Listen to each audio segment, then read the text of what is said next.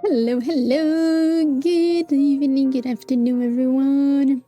Hi, heroes, hi, fellow, welcome in.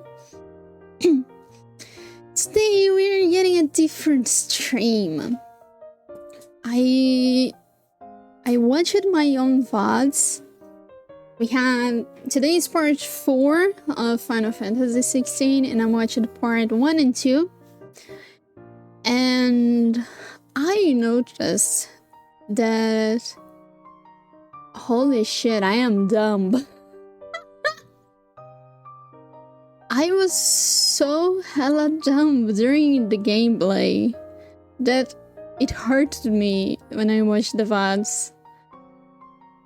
So, today's stream, we are gonna focus, at least in the beginning, about reading about the game. The game has an awesome feature that I am going to show you guys that I didn't pay attention when I started playing, and I thought it was not awesome, but it is absolutely awesome. And if I had noticed that since the beginning of the game, we wouldn't have so many questions about certain characters, certain things that happened. The feature is there to help us understand what is happening, and I didn't use it because I was dumb. So, today I wanna do a recap about everything that we should have learned playing the game till now, and maybe get some theories spoken, because I already have some theories. And if we finish everything, like reading everything and learning, and we don't have any more doubts, any more questions, then I will focus the rest of the stream on side quests, because it seems that we have a bunch of side quests to do. So no main quest today, no story progressing today, only learning about the world, clearing our minds of certain questions, and enjoy a bit more of the game itself. Alright? If you guys have any questions and like anything you wanna me to look at and the system that you're gonna check today, feel free to do so. So I have a book in here. And I have a hot choco milk to keep my throat warm, because it's gonna be a lot of reading today, at least right now. So let's come in here.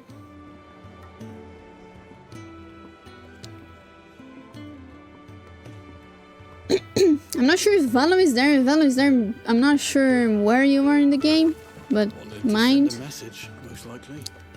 We have to go so far. Oh. Okay, someone is speaking shit and I didn't understand. Hello, Hayden. Welcome in, welcome in. We are doing a recap today. We are gonna not focus on the main quest. We are leaving the main quest there. Not touching on this today. And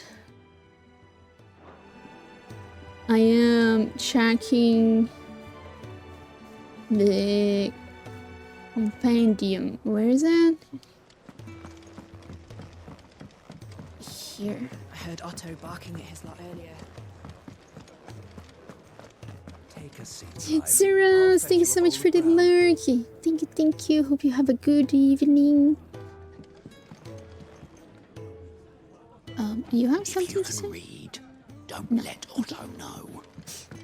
Trying to avoid spoilers? Yes. Don't look. I'm gonna play it so bad. It's a very, very cool game to play. I hope you can play it soon. And today will be heavy spoilers because we are looking into the lore of the game. and into everything that we learned so far. So thank you for coming, and enjoy your evening, and I love you. Missed you. Bye bye.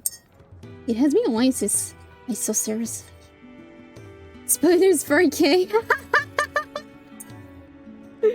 I am just sad that my chocolate milk is too hot. I cannot drink it that well. It's just small sips. So we have this old fellow in here. Wizened man. Hello, sir. Yours is not a familiar face. Are you new to the hideaway, perchance? You could say that.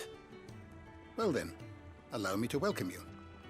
I am Harpocrates II Hyperboreus. That's, Complicated. Quite a mouthful, I know. Which is why everyone here has taken to calling me simply Tones, on account of the company I keep. And what varied company. I'm a collector, you see. Not of bijou and baubles, but of stories. The history and culture of these isles have ever been a source of endless fascination to me. But alas, my days of wandering the realm in search of new tales are far behind me. And so I've taken to sharing that which I've gathered with all who might listen. Perhaps you would care to listen. We're here for this. Let's talk about you first, When I was before very young- you start teaching us.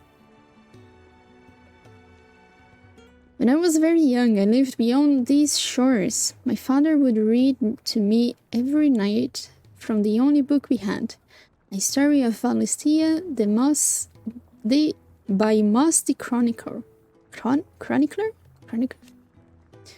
So enchanted was I by this realm and myth of myth and magic that when I was of age, I enlisted as a deckhand of a merchant galley, that I might see it with my own eyes. Yet, when I arrived, What I found was a land of war and suffering, darkened by the blight and the evil in men's hearts.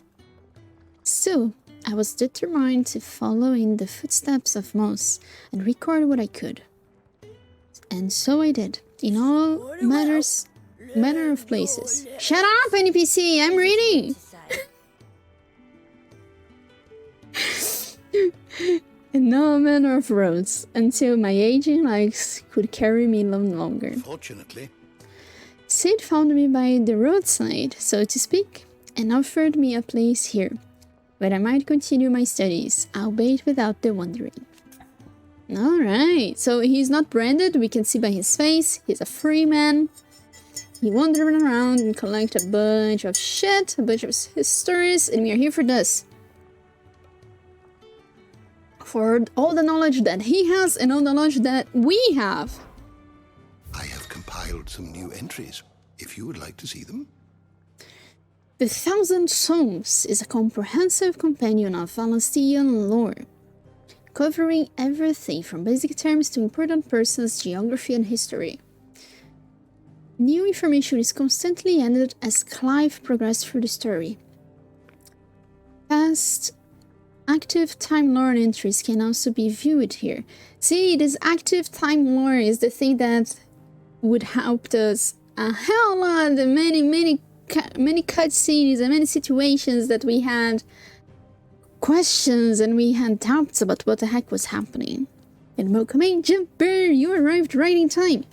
We are starting our history and geography teachings. I lessons. have a few new notes that might interest you.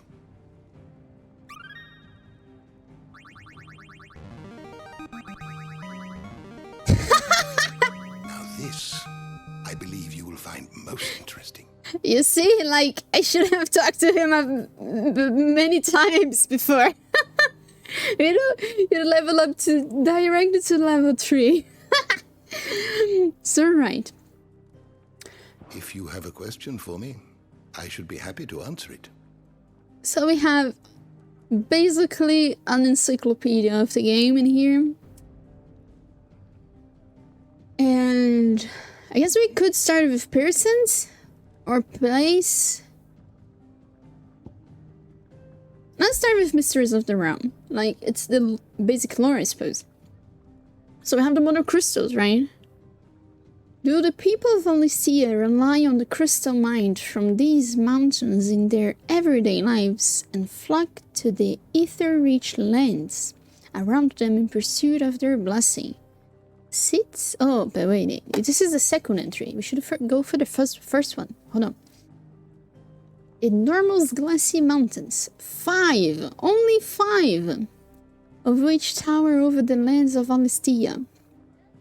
So, Valencia is like the road? The star? I guess it is. Because the continent has another name.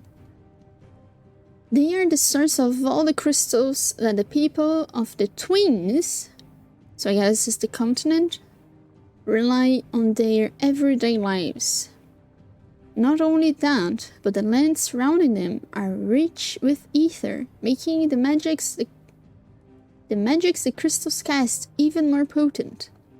For these reasons, great nations have sprung up around each mother crystal and have long warred with each other. Hello, you. Oh my gosh! Let me hide the spoilers. No spoilers in here, I guess. Welcome me, everyone. Hello, Taina. Hello, Yoon. They are your problem now. Welcome me, everyone. And it's very hard, and today we are learning about Final Fantasy XVI. We are checking the lore.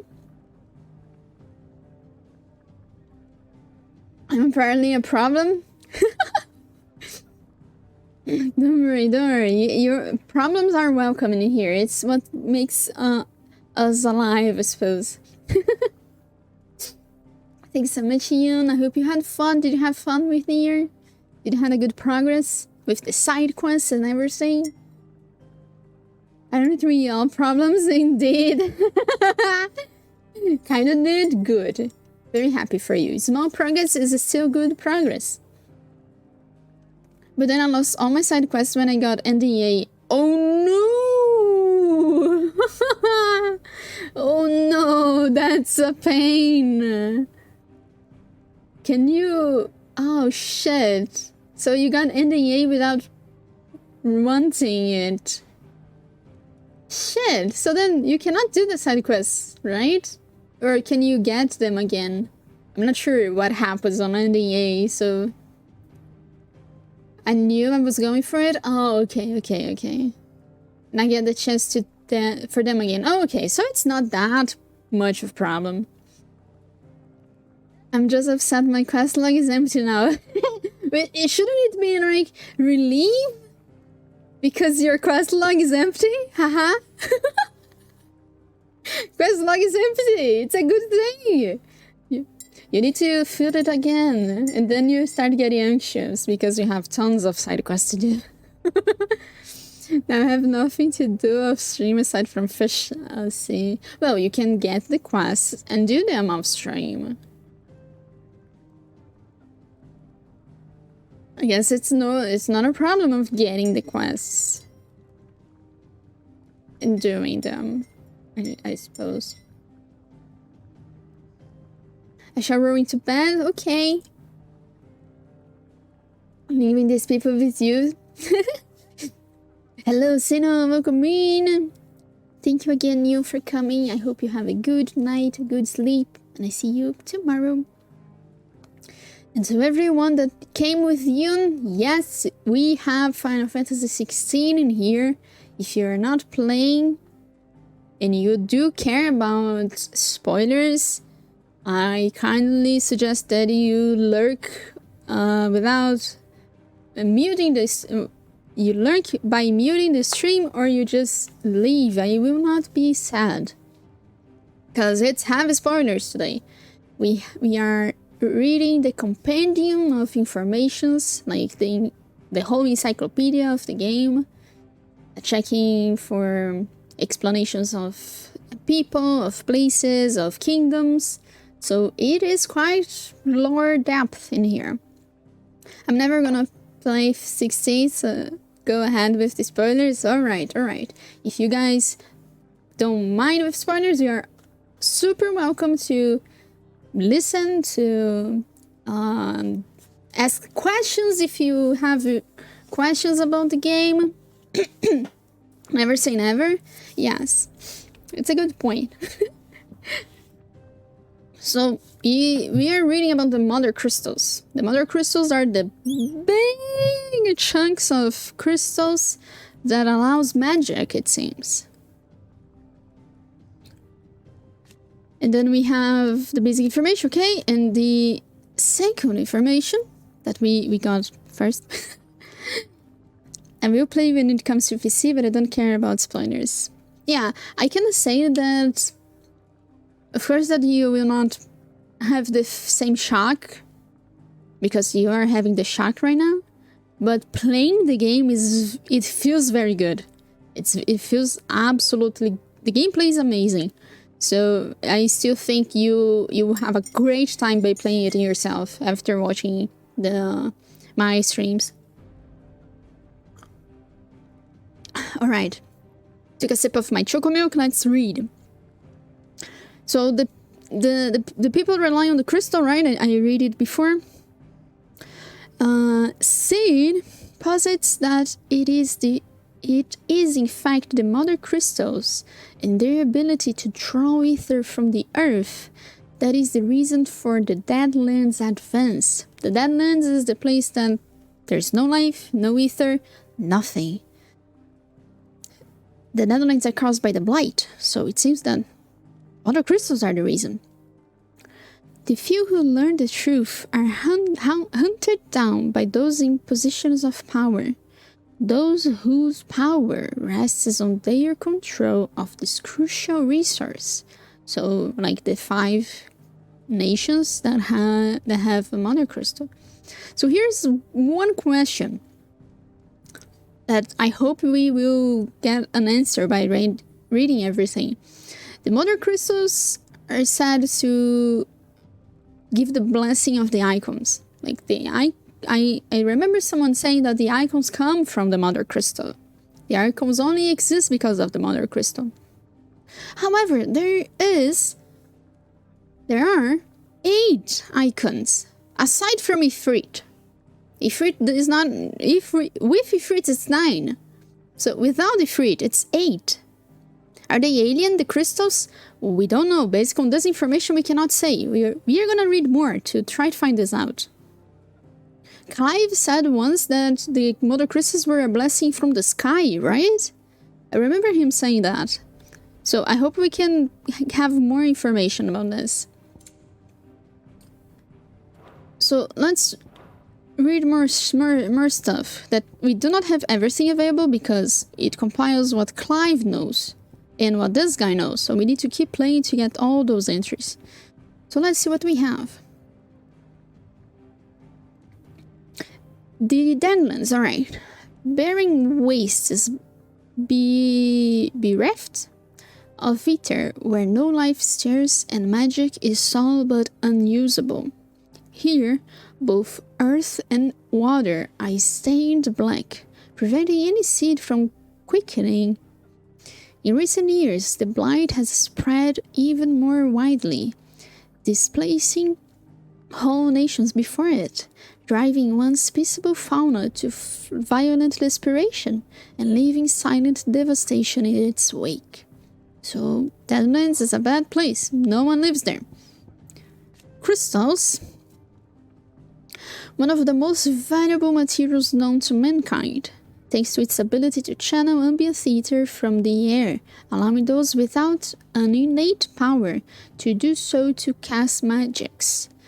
And, as most Valistians cannot live without magic, its supply and distribution is heavily regulated by governments across the Twins. I guess the Twins is the name they give to both continents, because we have 2 continents. A given shard can only channel a certain amount of ether before it shatters, so the need for new crystals is incessant. So the crystals break. Alright, they are finite.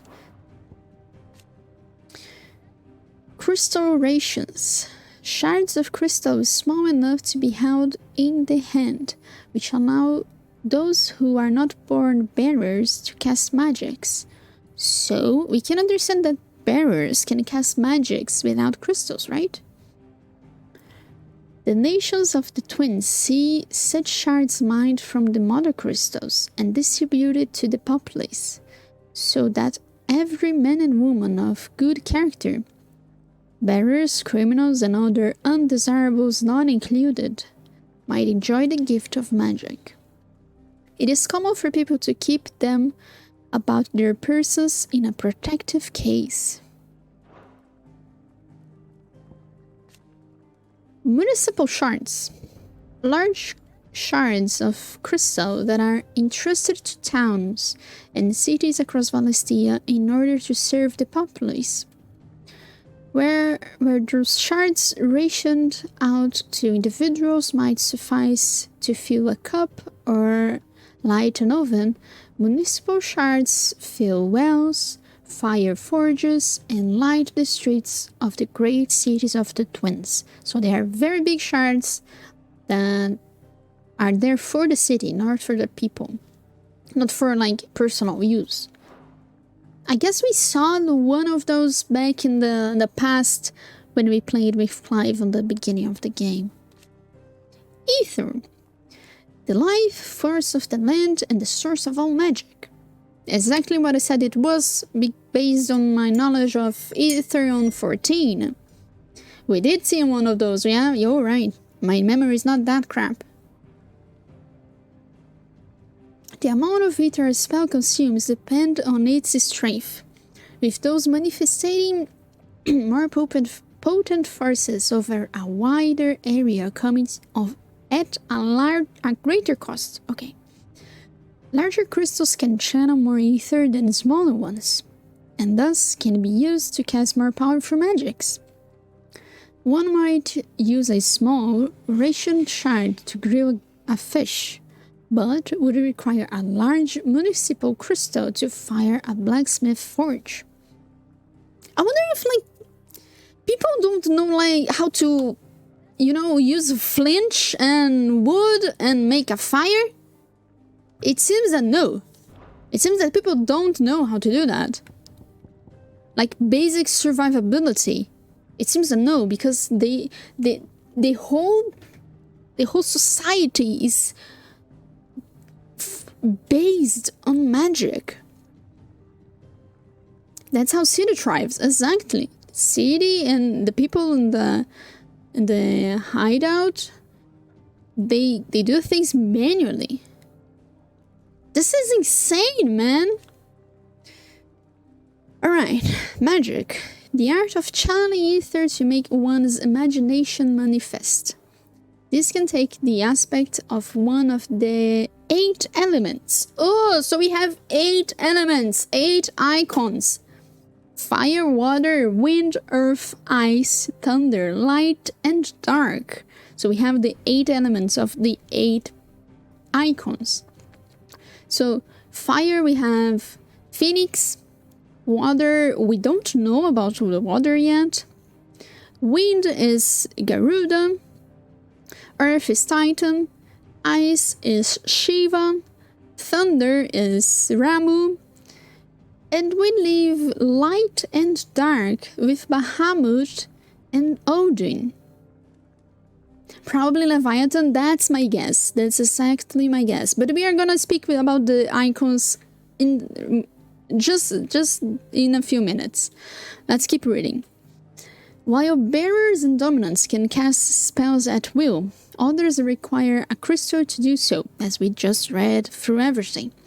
Magic is a part of everyday life for the people of Valistia, making it all but unlivable when they are private of its gift. So it's just what we spoke about. They don't know how to do shit without magic. I wonder if they can shit without magic.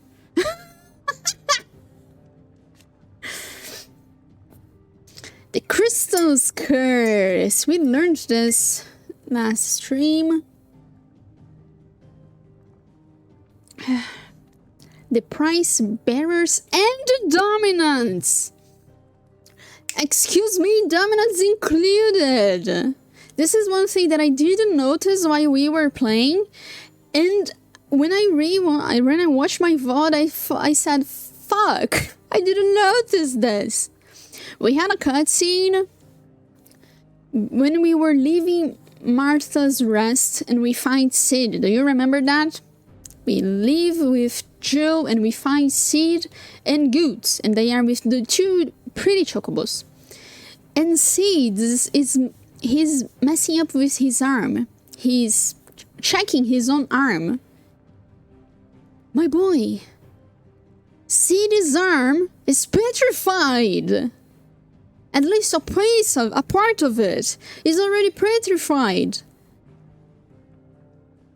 And I didn't notice. And based on his next dialogue, it seems that it is because he transformed into Ramu to save Clive. Like, he used his power too much. So, alright, dominants can become statues as well. So, holy shit, Sid, stop doing this. I cannot lose you. Alright. The price barons and dominants pay for channeling ether through their bodies, the gradual petrification of their flesh. It does not affect those who use a crystal to cast magics. Beginning with a stiffness and ache in the extremities, as the curse progresses, limbs are rendered immobile and the pain unbearable. At last, the victim turns completely to stone and their body crumbles into dust. There is no known cure. So if Sid keeps doing this shit, he's fated to become a stone Sid, statue of his awesomeness, hotness. My question is why both Sid and Joshua were coughing blood. Maybe it's because of the curse. Although the curse, maybe it was like his inner. And actually, Joshua was not coughing blood. He was only coughing. Didn't have blood involved just yet. Joshua didn't have blood. He was only coughing. No blood.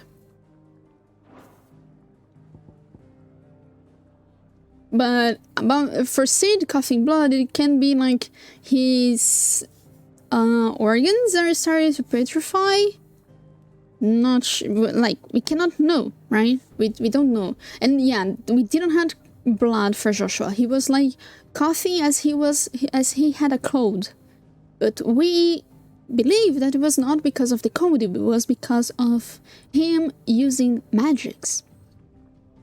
But people believed at the time that he had a cold. So no blood. The first shield, pretty young Clive, title granted to the mightiest and most stalwart shield of the Rosarian army. The first shield is entrusted with the personal protection of the dominant of Phoenix, and is gifted a portion of the Aecon's power over flame. A boon known as the Blessing of the Phoenix. So, this is why Clive can use magic, because he got a blessing. If Clive also... if he's fated to become stone, we still don't know. Let's read about the blessing. The boon Joshua bestowed upon his brother upon Clive's ordination as first shield, allowing him to wield fire aspect magic without a crystal. It has long been custom in Rosaria for the dominant of the Phoenix to share a part of their power in this way, performing this rite of rejuvenation upon those they appoint as their protectors, that they might serve them the better. So, there's no information in here if the blessing causes petrification. So about the dominance. Basic information first. Those within whom sleeps the power of an icon.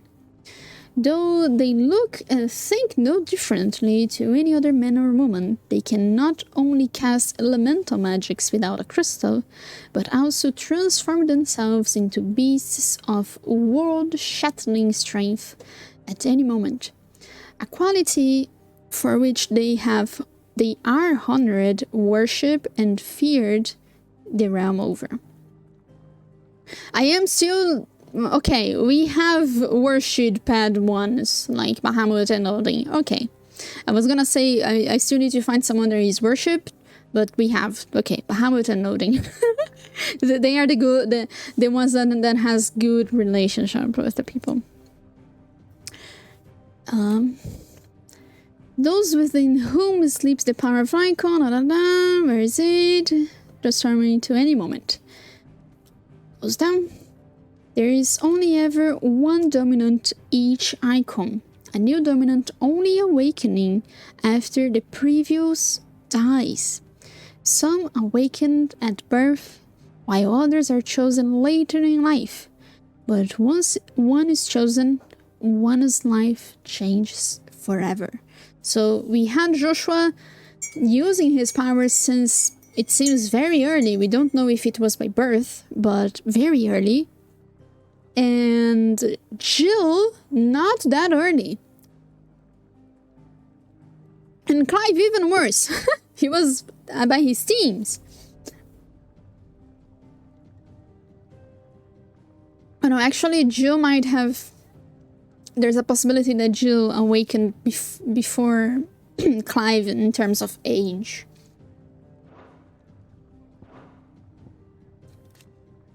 Icon, here is the big boy. Magical beings of godlike strength who dwell within human hosts known as dominants, only emerging when the dominant primes. So this is the term, prime. History records 8 icons in total, each with a tech... hold on. Okay. Okay, this text is more... Okay, let's go back in here, because the test is a bit different. 8 icons in total, each with a unique element of affinity. It is commonly held that 2 icons of the same element cannot coexist. But as no one has ever witnessed all of these rare creatures together, the conjuncture is yet to be proved. So it seems that all the 8 icons together was never a thing? Okay. So history records 8 icons in unique elemental affinity, 1 order each of fire, water, thunder, ice, wind, earth, light, and darkness. No proof that can only be one of each element. Yes, there's no record of such a thing.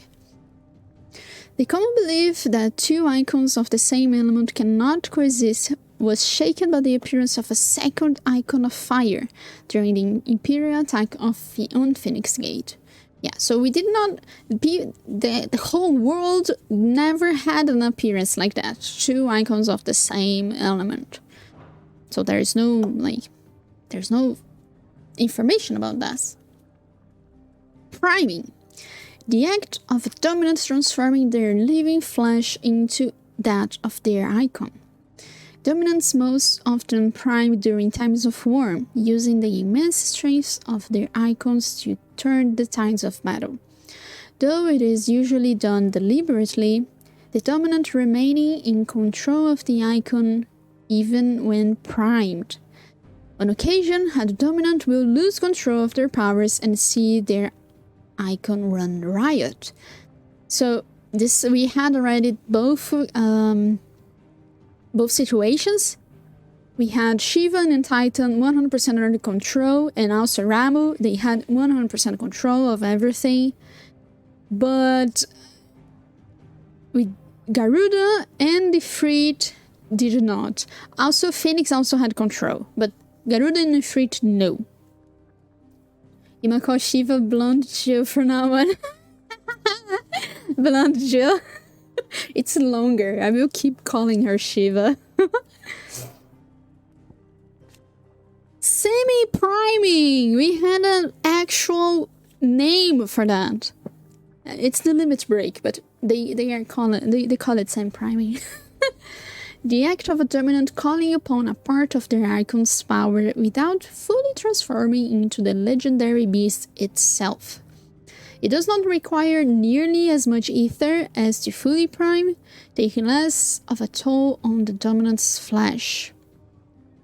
Upon semi-priming, the host takes on some aspects of their icon, sprouting wings or become clad in stone. The only one that we saw semi-priming was Garuda, Ifrit, and Ramu. So we still need to see what the others look like. Bearer! A person with the power to cast magics without a crystal. Amazing, right? The person is born with a gift and thus becomes a slave. Amazing! Great!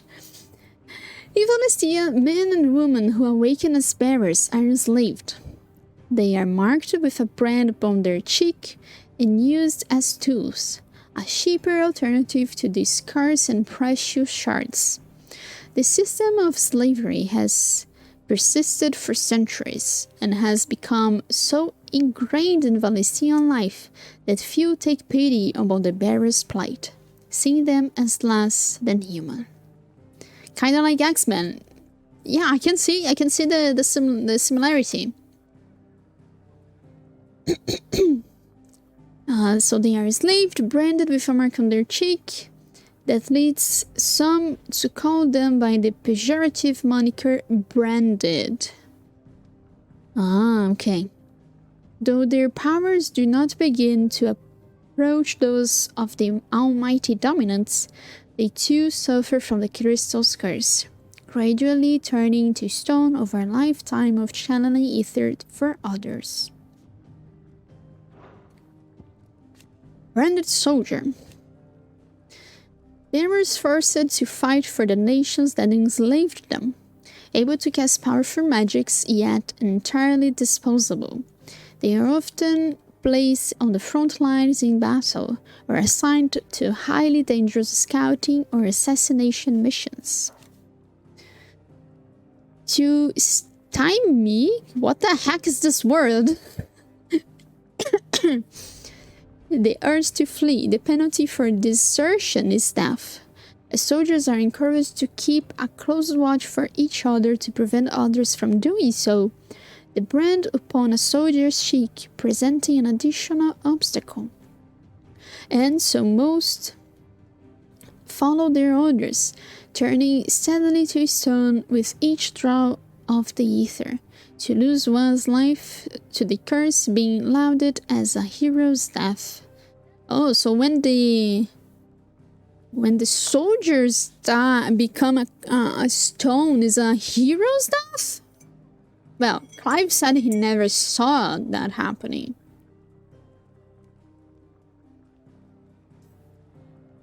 This is why there are no heroes in the bearers, right? The brand. The mark applied to the cheeks of bearers across Valistia, identifying them as something other than human. Newborn babies are checked at birth. Those who are found to be bearers being branded and taken into the custody of the state.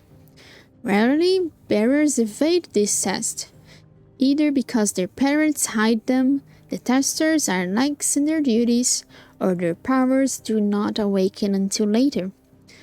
Yet, most do not remain unbranded for long. Okay, this one has different information. The great nations of Valistia had a long-standing accord to brand their bearers in this way, that the slave might be traded across borders.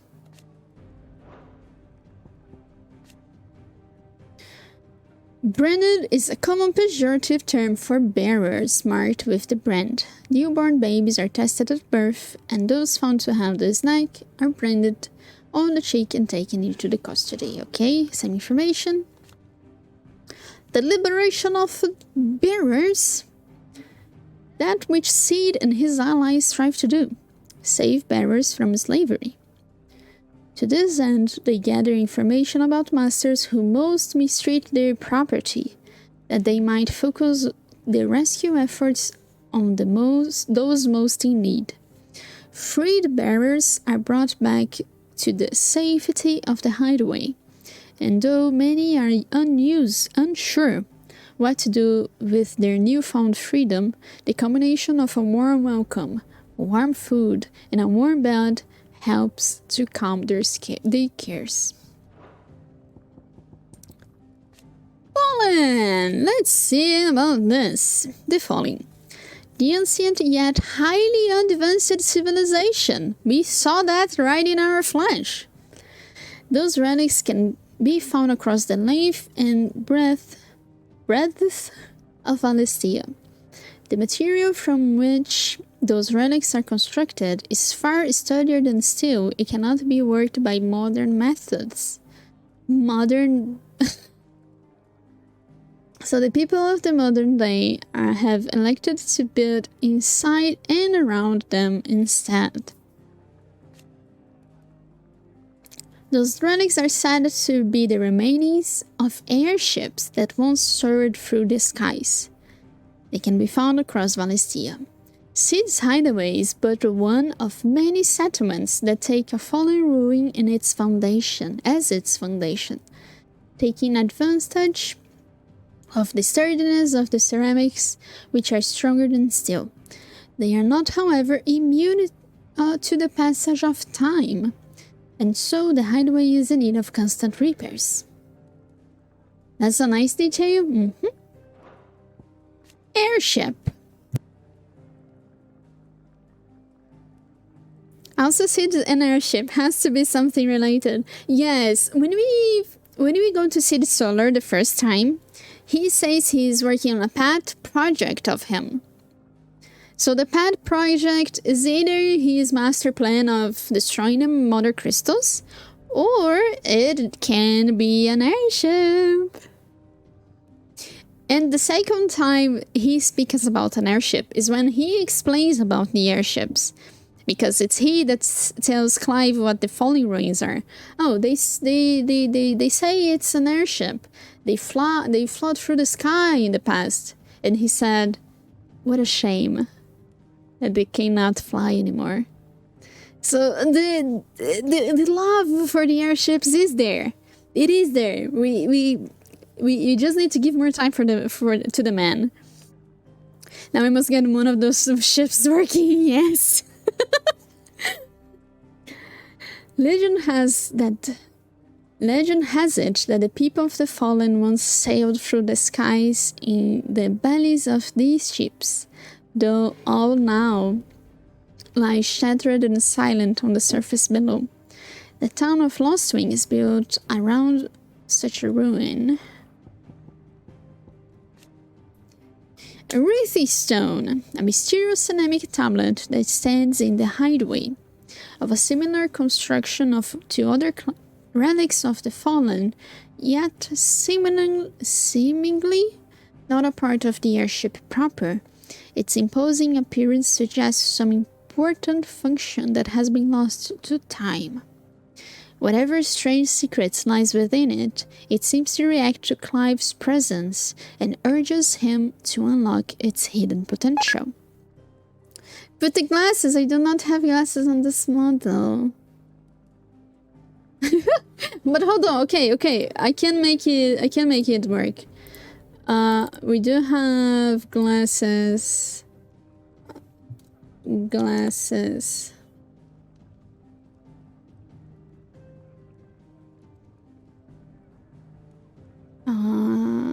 I guess can be this one. Okay. I do have glasses.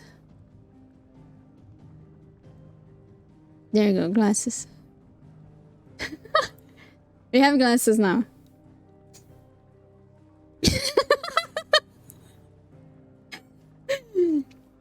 I am really not. Wow, it moves like very. Wow. Okay. Anyway, there it is. Where I am starting to work on my second version of the chibi model, and it will have proper glasses.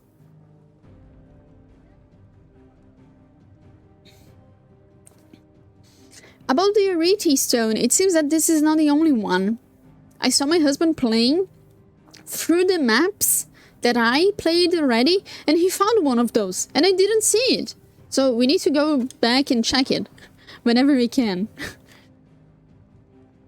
Obelisks. Ancient relics found across Valestia. Their construction closely resembles the airships of the fallen, but unlike them, they do not appear to have fallen from the sky. Rather, they have stood in places since time immemorial. They illuminate when Clive approaches, though for what reason it is unknown. After once being lit, they continue to shine with the same blue glow night and day, making them ideal for use as waypoints. The Continental Accord. This one is important.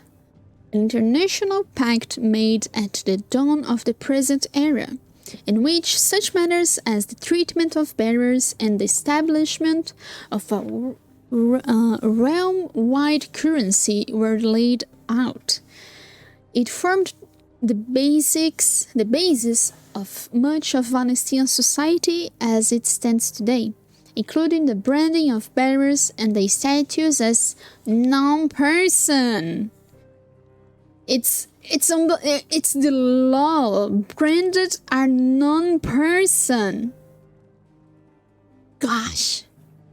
It also put in place an universal calendar, making a symbolic fresh start for mankind, albeit one which put magic users at a crippling disadvantage. So we have the calendar then. The dating system used throughout the Twins, which marks the years of the realm that have passed since the signing of the Continental Accord. So I guess we are around 800? So it has been 8 centuries of slavery. Holy shit. Some 800 years ago, yeah, it's there. In the centuries since, nations have risen and fallen, and the concord between them has faltered, but the calendar persists. The Rosarian National Anthem, perhaps the most beloved deity in the duchy, the Rosarian National Anthem, was written for the occasion of the new nation's founding, and is filled with a patriotic imagery of rolling meadows, rising flames, and stirring song. It was often heard raising the rafters of ducal alehouses. Oh, I guess this is the song that they sang? The Phoenix Gate? Maybe.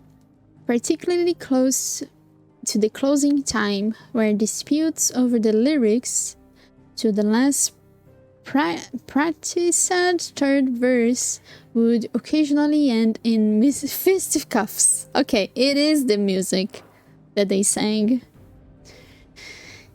Alright, so we have the mural, right? That we saw last stream.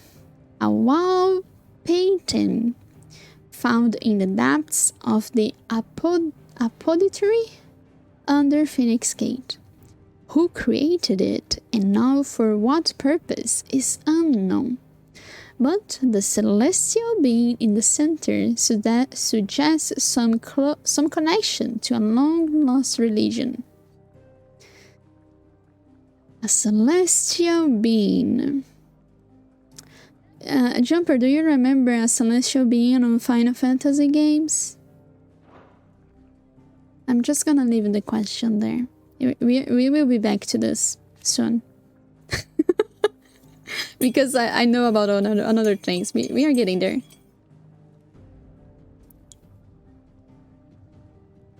No need to lose your mind about that. We are getting close to that. That pic looks like the different icon combined. Different icon combined. Wow, it has the wings of Garuda. It can be maybe the wings of the phoenix on the feet. I could see that working. I know a few, but not from 14. It doesn't need to be from 14, my friend. It's older than 14. The one that I am speaking about. But we will be going on back on that theory soon. The founder. Fear and uncertainty, and also welcome, Kuro. We are reading about the companion. We are checking the information, answering questions, and trying to understand what the heck is going on. Fear and uncertainty reigned in those early years following the sins of Dizemix? I have no idea how to speak that. Not wanting to further incur the wrath of the heavens, the few who survived the fall took to wandering the land, spurning magic and staying into the shadows. And so they lived for decades. Wait, does it seem that people the ancient ones that survived the fall, they all used magic? Spurning. No, spurn. What does spurn means? Spur. It's like getting rid of magic? Is that so?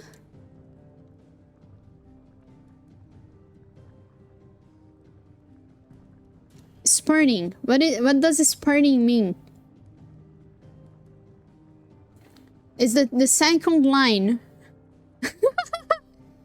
Stopping. Oh, okay. So getting rid of magic. Okay, getting rid of magic. Staying away. Alright. Okay, thank you, Kara. One man, however, grew tired of this life, if it could be called that, and, after bidding his companions farewell, climbed a grassy knoll overlooking a forest of beech and alder. Here, he gathered a pile of rubble and used it to build a humble shelter in which he spent the night. At the morning, however, instead of abandoning his work, as was his people's wont, he gathered more rocks, adding to the structure until the shelter had become a shack.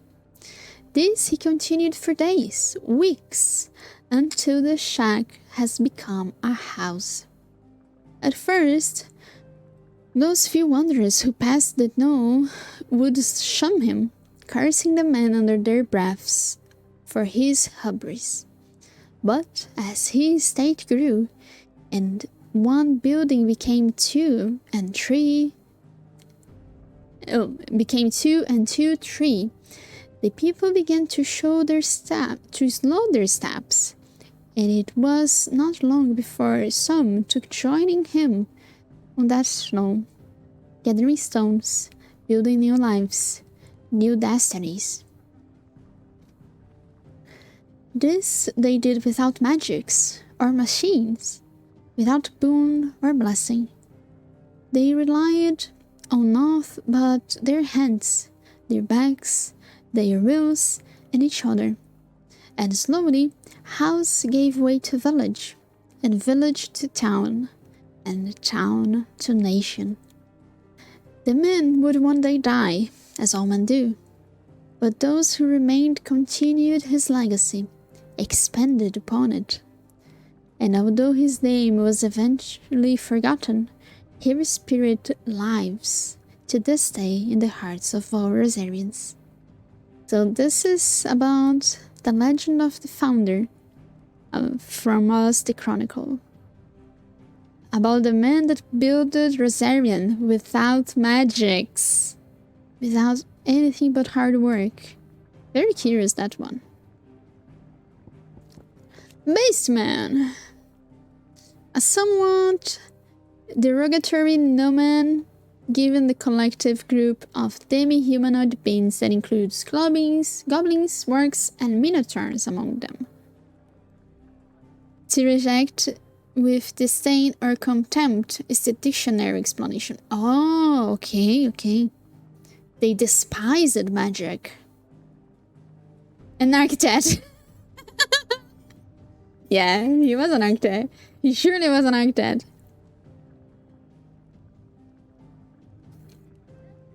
Beastmen tend to differ from most wild creatures in demonstrating a distinct intelligence, possessing the capacity for spoken and sometimes even written language, as well as complex tool building. And many have developed a unique, albeit simple, civilization of their own. With civilization, however, will always come the desire to expand, and it is this ambition that has resulted in countless clashes with humanity over the centuries. So the Beastmen are like a society on their own, not like just monsters. Alright, this is curious. Echoes! The elegant shit. I mean, the ancient ones shit. Strange clockwork constructs often encountered in fallen ruins. The question of whether or not they are truly alive is open to debate, as they do not appear to require water, nor do they feed on the flesh of their victims as beasts do, and seemingly exist solely to protect their habitat from intruders. All echoes are encased in protective plating that is made from the same material as their ruins, and thus cannot be destroyed, though repeatedly blows will cause individual plates to dislodge, eventually cause the entire construct to collapse in itself. So you cannot destroy it, but you can disassemble it. Dismember it. Is that the word? You cannot kill it, but you can separate the pieces. Aegis, there's a name. Dating back to antiquity, the term Iggy, has historically been used to describe those ethereal entities that can be conjured by dominants. So hold on, not only Garuda can do that, the others can do it as well? Iggy's are capable of casting potent magics, corresponding to the elemental assigned to of their creators.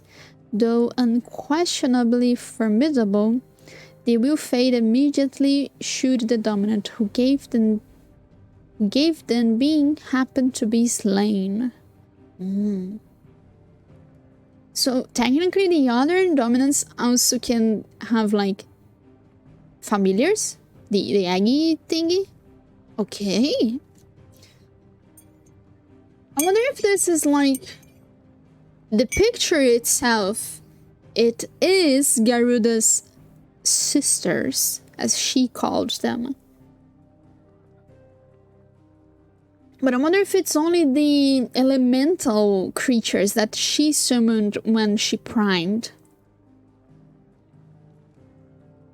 More questions. Guys, can you read the name of this shit? Can you read the name of this shit? Ultimus Thrones.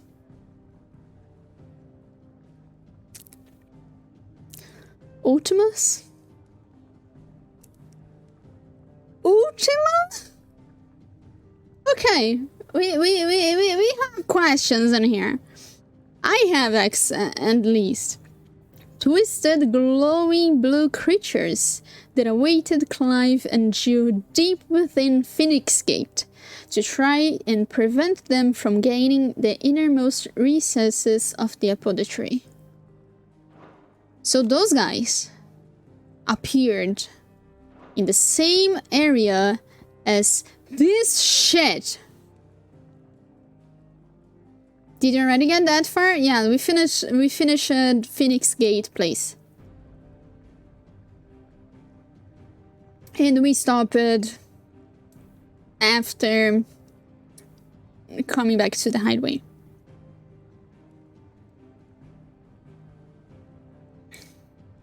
Yeah. So, if you ask me, what the heck is this shit? I believe it's Ultima. That's it. It's Ultima. No questions. I believe it's Ultima. Freaking Seraphine! The shit. Freaking Ultima. Could be, yes, it's the angelic shit. Celestial being. That fucker. So yeah, this is my theory. We have Ultima in the game. And if it's a good thing, I still don't know. Like, make more sense? Some sense? More sense? I don't know. There's a typo there. So yeah, I believe it's Ultima. Because, well, freaking Ultima Thrones. What does troll mean? Colonel, help me out with the English. What does troll mean? Guardian? More? Okay. No, then there. Thrall. It's not troll. Thrall. I don't know how to speak that. Pardon for my English. Like a vampire servant. So you see, Ultima's servant. Ultima made this shit. This case is a vampire made by someone. Mindless in most cases, I see. So you see, Ultima did this shit. Ultima exists in the world. It's like 10 of 10 that it's right. It's alright already. We know it. Based on the name of this shit. Ultima in the game. Okay. I work by the idea that Ultima is in the game. I cannot deny that anymore. They didn't even know about Ifrit. No, they didn't even know about Ifrit. And also they don't know about Ultima, it seems. Unless they put Ultima as the water dominant, the water icon, that would be very crap. Because Ultima should be either holy or neutral. For all we know, even fucking Zodiac could exist. Yes. Yes. All right. We are going to somewhere. We are going to somewhere. All right. They would not do Ultima's water base. Yeah, like it's totally wrong. It needs to be Leviathan. It needs to be Leviathan. Alliance, those who do not call the highway their home, but nevertheless lend their strength to say its cause. There are many in the Twins who balk at the persecution of bearers, but cannot find within them the courage to oppose it, knowing that what fate awaits them should their sympathies be exposed. Others take that risk, aiding Sid's bearer liberation efforts with information sent by Stolas, monetary assistance, or direct action. What? There's an entry for the bard? Why there's an entry for the bard? In the mysteries of the realm? Is the bard some mystery? Traveling minstrels. Oh, okay, it's not that bard especially. Okay, specifically, okay. Traveling minstrels who journey from place to place, performing in hostels across Valistia to the accompaniment of lure or lyre. They provide not only entertainment, but information on the state of the realm, often saying of significant events and important personages. The hideaway has its own resident board that the illiterable amongst its residents might remain informed.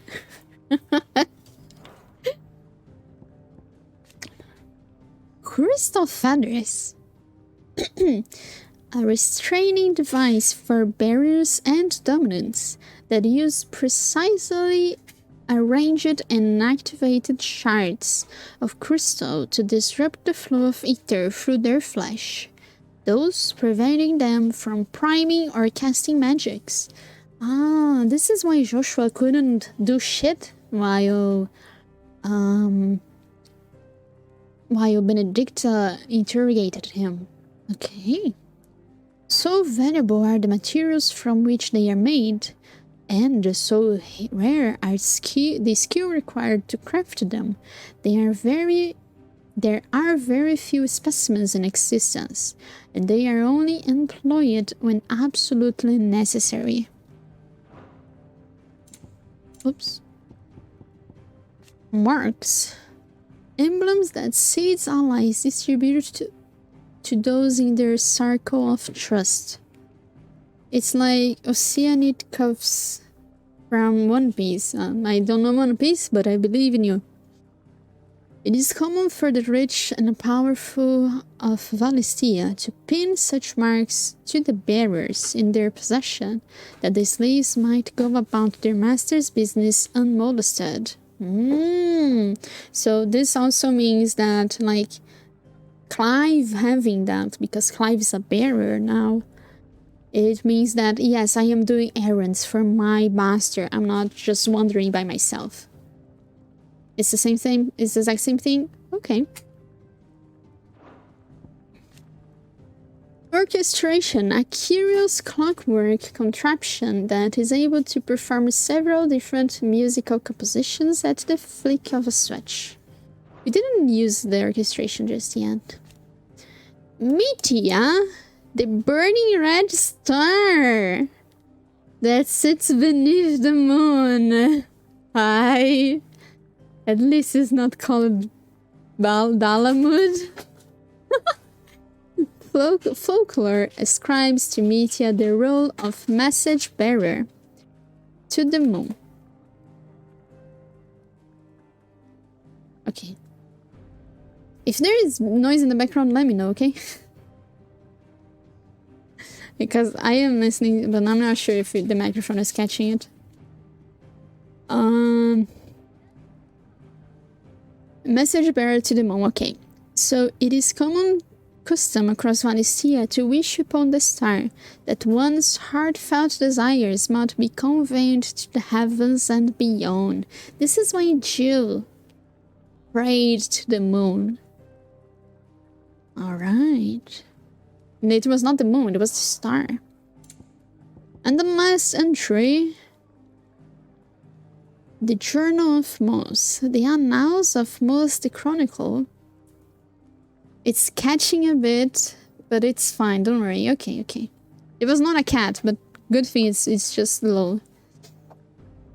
A scholar of Valistian history noted not only for his singular insight, but for the lyricism of his writing, an exceptionalism that earned him the enmity of his fellow scholars and drove him from public life. Such were their misgivings towards him. Not only a handful of copies of the journal were ever produced, making the tome a prized find among collectors. Hello, Sekusei. Thanks so much for the lurk. Hope you're having a good day. So we finished the Mysteries of the Realm. Let's go with the Lay of the Land. Valistia! This is the explanation. A realm comprising the twin continents of Storm and Ash. Ah, okay. Over which the mother crystals stand timeless vigil. So Valistia is like it's not the star. Okay. So many names for the same place. At the foot of which great cities have risen up over the eons, and around them powerful nations. Though the land has been blessed by the light of magic since time immemorial, in recent years a creeping blackness has begun to gnaw all its borders, the blight. Storm, the westerly of Valicia's two great continents, with its frozen north reaches, its temperate, marshy midlands, and the searing heat of the south. It boasts a breadth of climes and cultures not seen anywhere else in the Gnome realms. So Storm is the main continent. The door Let me to the get the shall map. ever be. So this is a storm. All of this is a storm. Until here. From this crystal to this side of the water is ash. I believe. This is ash. And this is a storm. And both of them is twin. The twins and Valicia. Valicia, I guess Valicia also has this islands in here. Good day. Or Right, so Sid Highway. A refugee hidden in the blighted lands of Central Storm, from which Sid operates his secretive community of freed bearers.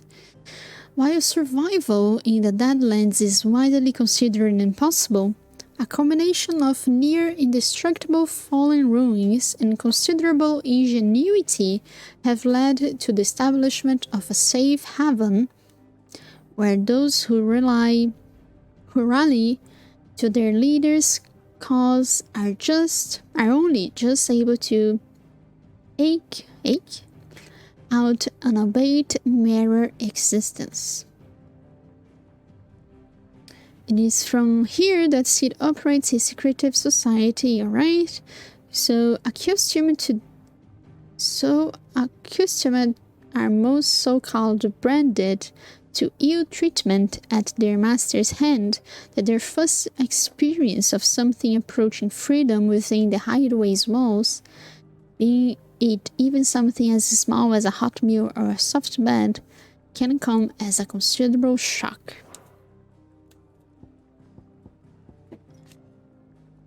The Imperial Province of Rosaria. Hold on, there's more information. Okay, the Grand Duchy of Rosaria. It was how it was called. A nation occupying the western reaches of the continent of Storm, which Rosalith as its capital. You mostly sleep on the floor. Well, we don't know actually. There are beds here and there. I saw beds, so people don't sleep on the floor, it seems. They have beds, even though they might be simple. Rosaria was originally formed from a collection of smaller dominions, all of which now stands united under the banner of Archduke Elwyn Rosfield. Not possessing a mother crystal of its own, the duchy has long been locked in bitter conflict with the Iron Kingdom over possession of Drake's Breath. So the name of the Mother Crystal, the Red Mother Crystal, is Drake's Breath, which lies still further to the west, in the midst of the boiling sea. So the Iron Kingdom are the Isles to west, and the Mother Crystals in the middle.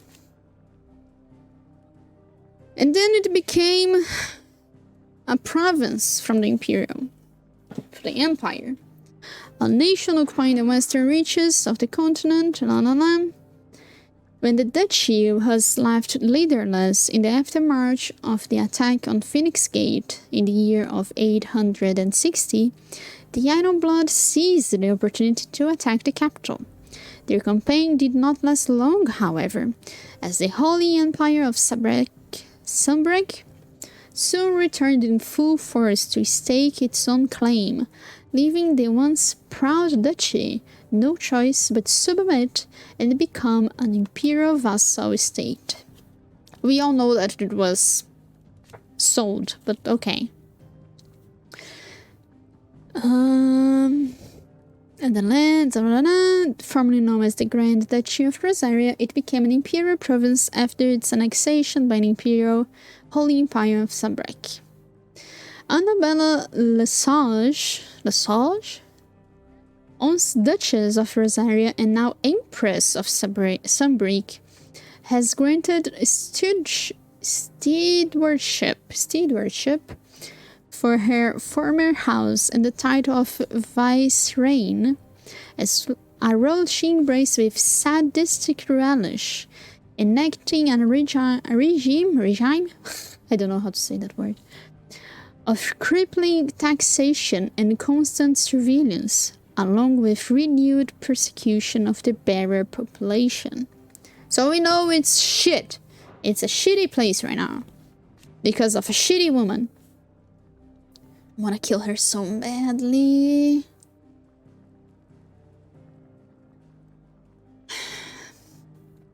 The capital city of the Duchy of Rosaria, Rosalith Castle, seat of the Archduke, stands at the heart of the storied settlement, whose marketplace teem with activity. Well, in the past, right?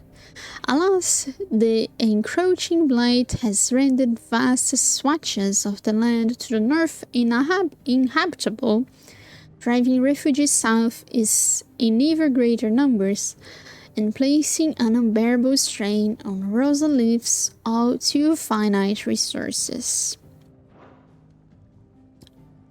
Rosalith's Castle, situated in the heart of the ducal capital of Rosalith. It was from this towering ivory fortress that the Archduke and his family once ruled their proud nation.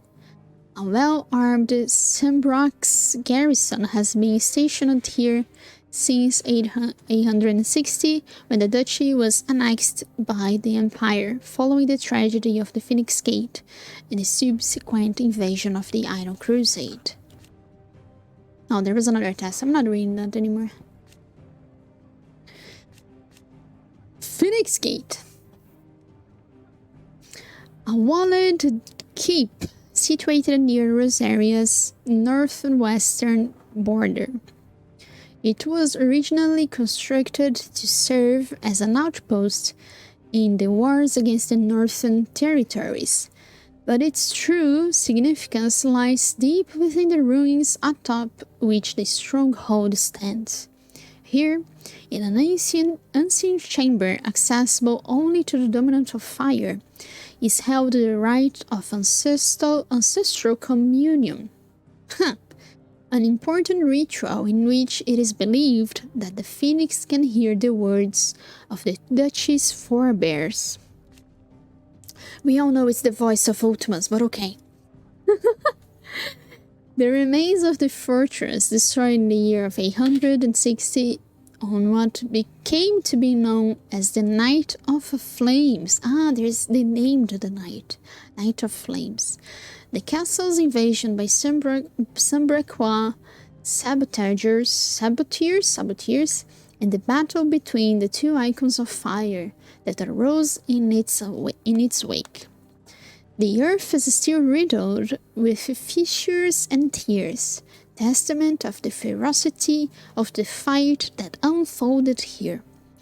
The gate itself was buried beneath piles of soot-stained rubble, and with it Rosaria's pride, falling as the duchy did to the empire not long afterward. 1 second. My choco milk is over.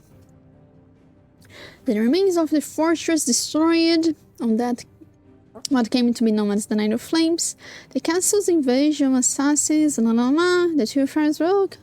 It's the same text. Ancient ruins lie beneath and are reached by means of an underground pathway. Prior to Rosaria becoming an imperial province, the gate was of great importance to the people of the duchy, being the site of the rite of ancestral communion. And we have more information on the apodatory. A place of worship located in the depths of Phoenix Gate, an ancient stronghold on the northwest border of the former Duchy of Rosaria. A large mural dominates this sacred chamber, where the rite of astral communion, a ceremony carried on out by the Duchy's dominant prior to marching into battle, was once performed. I wonder if we will ever know what the heck was, like, truly the rite of ancestral communion. Like, what should have happened if Joshua went there? You know, I am curious. Did we perform the ancestral communion shit? Or, like, it was different thing because we were not the Phoenix? Questions. The Ducal Army, the loyal soldiery of the Duchy of Rosaria. They serve under the Standing Army's Lord Commander, whose task is to enact the will of their sovereign, I don't know how to say that, the Archduke. Good question, yeah, it's a good question, right? Those who show sufficient aptitude, or who are blessed with sufficient nobility of birth, are made shields, personal retainers to the Archduke himself. The House Rosfield, the highest of the noble houses of Rosaria. The dominant of the Phoenix is always born into the Rosfield line, and so it is always a Rosfield who sits upon the ducal throne.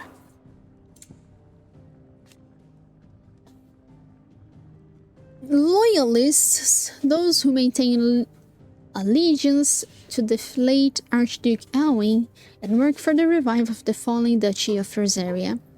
After Rosaria was incorporated into the Empire, most swore loyalty to their new viceroy, the Empress Annabella. Even more converting after they saw how those who refused to change their allegiance were persecuted. This persecution was to only grow, culminating into the burning of Eastpool by imperial troops, on the pretext that their reluctance to surrender Rosaliv's bearers to the constabulary proved their disloyalty to the Holy Throne. The term had a different meaning in the time before imperial occupation. Rosaria was founded by the union of several small independent nations, which led by its own noble house. These houses remained powerful even after unification, sometimes leading to friction between the loyalists who argued for the Archduke's ultimate authority, and the separatists who pushed for a return of autonomy. Martha's Rest, a small settlement hooded atop a rocky tor overlooking the swampy lowlands of southeastern Rosaria. Southwards gather in its barracks, hawkers in its streets, while those short on work can be heard singing over flags of ale from morning until night in the village's imponious taverns. While the former duchy may want for cheer since being annexed by the Empire, the rest is a rare spot of sunshine among the gloom. Most travelers make a point of stopping over when they are passing through. I guess I'm not reading about all places. Like, we know the Abbey, and we know Eastpool, right?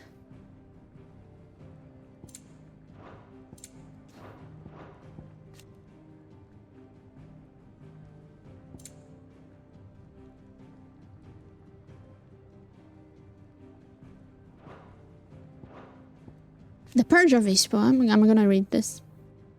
The Purge was a brutal attack on the Rosarian village of Ispo in the year of 873.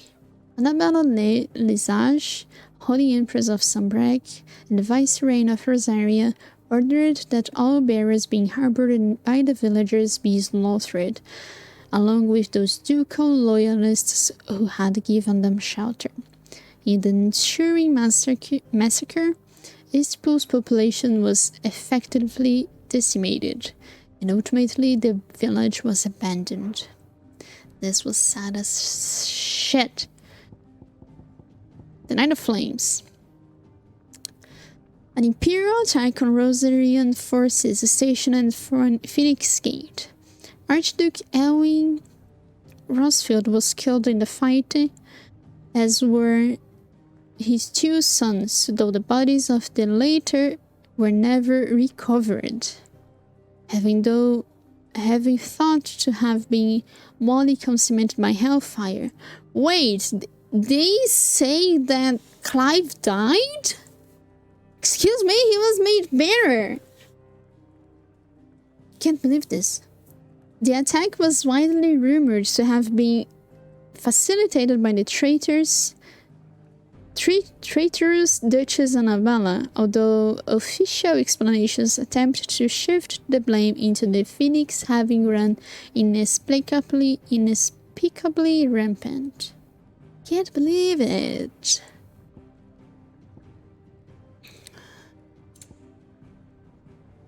Okay, I guess I will only read the main shits.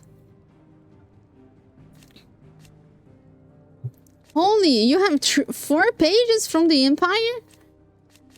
Oh, fuck. The nation occupied the northeastern reaches of the continent of Storm, with the great city of Oriflame as its capital. Sunbreak is the realm's largest theocracy, and home of the Mother Crystal Drake's Head. They killed him so there would not be revolt trying to save him and such. Makes sense. Under the rule of the Holy Emperor, the people of Sunbreak enjoy a life of plenty thanks to the crystal's blessing, which they believe to be a gift from the goddess Krieger herself. Oh, so Krieger is a woman.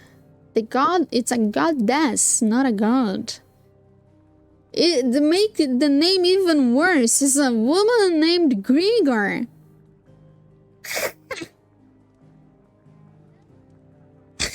Okay. Same for Joshua. Well, they never found the body of Joshua, so it's alright that they say the Phoenix died. A nation occupied the north. The Empire has been at war with the kingdom of Wallowed, situated just across the Strait of Altha, ever since the Battle of the Twin Realms in 865. Judging by the clash at Belenus Store in 873, neither side shows any sign of backing down. You can say they would never find anybody that after what happened. Yes. Let me see there is new in here. Political power in the Empire technically resides with the 5 cardinals, but even they are bound to the whims of the Holy Emperor in those matters of state in which he takes interest. In the year of 860, at Emperor Sylvester's behest, the cardinals agreed upon a plan to liberate Rosaria from the marauding forces of the Iron Kingdom, after which the duchy had little choice but to bend the knee and become an imperial province. Liberate.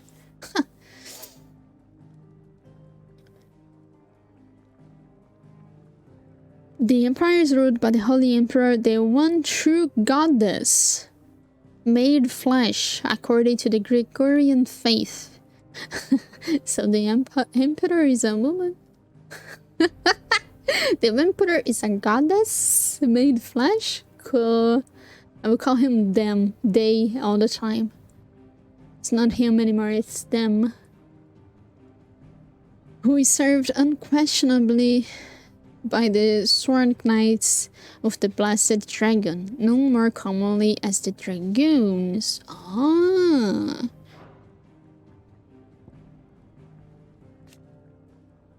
The true emperor is an empress. The capital of the Holy Empire of Sabrak, located in North same thing. All the Empire's major institutions are located here, including White Wyrm Castle, seat of the Holy Emperor, and meeting place of the Cardinals. Drake's Head, a mother crystal situated on the Sea of Grace in northern Sabresk. The Dragon's Head towers of the Holy Capital, its mighty form a testament to the power and permanence of the Empire.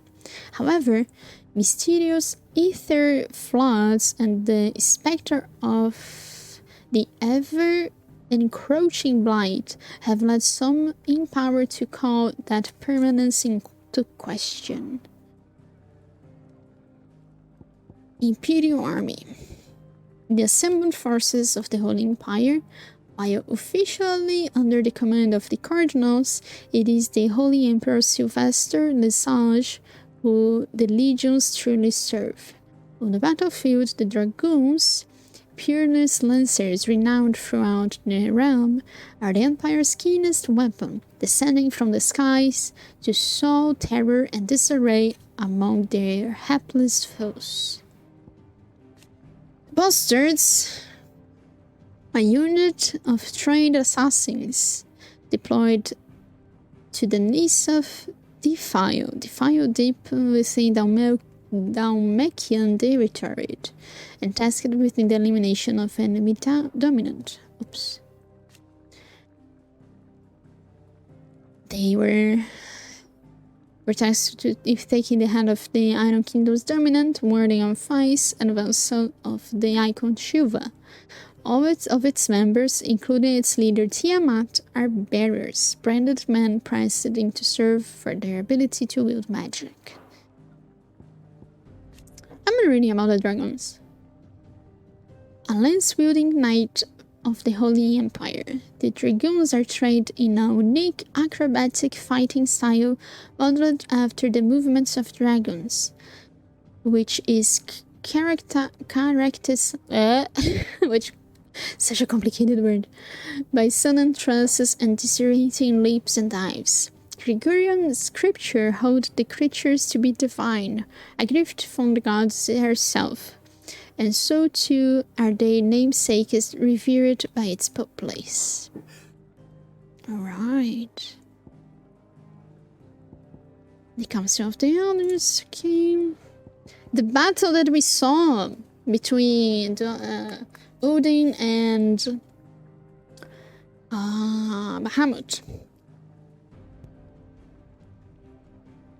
The Battle of Belenus Tor was a conflict fought between the Holy Empire and the Kingdom of Wallowood in the year of 873.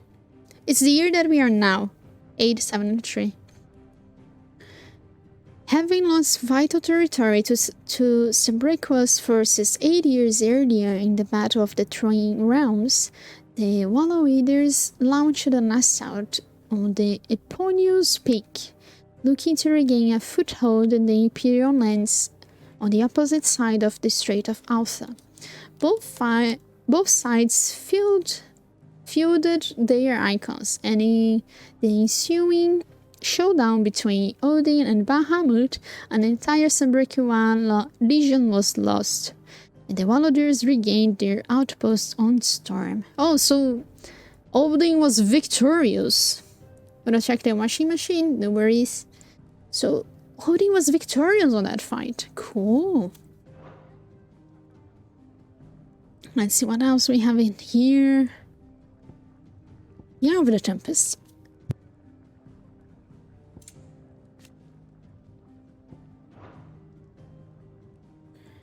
A raging vortex, born upon Benedicta's Harmon's descended into madness and lost of control over her icon, Garuda. Its power is such that not only are entire villages swept up by its passing, but the very ground beneath it is gorged and disfigured. Here almost it raged the storm born of a dominant's madness, a storm within which the icons Garuda and Ifrit clashed, and from which only one would emerge.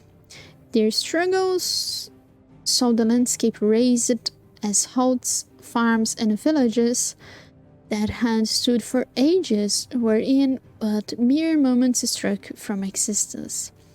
Now all that remains is a blackened waste, somehow even more lifeless than the blighted Badlands. So if we go back there, it will be bad shit. Okay. The Milkian Republic is the land of the Titan. A nation formed from a federation of 5 smaller states. It is located in the southern half of the continent of Storm and has its capital at Randila? It is also home of the mother crystal known as Drake's Fang. There is no official state religion, and citizens are free to worship as they please. The Milkian's key political entity is the Parliament, which is formed of ministers representing each of the states, with the Prime Minister as its head.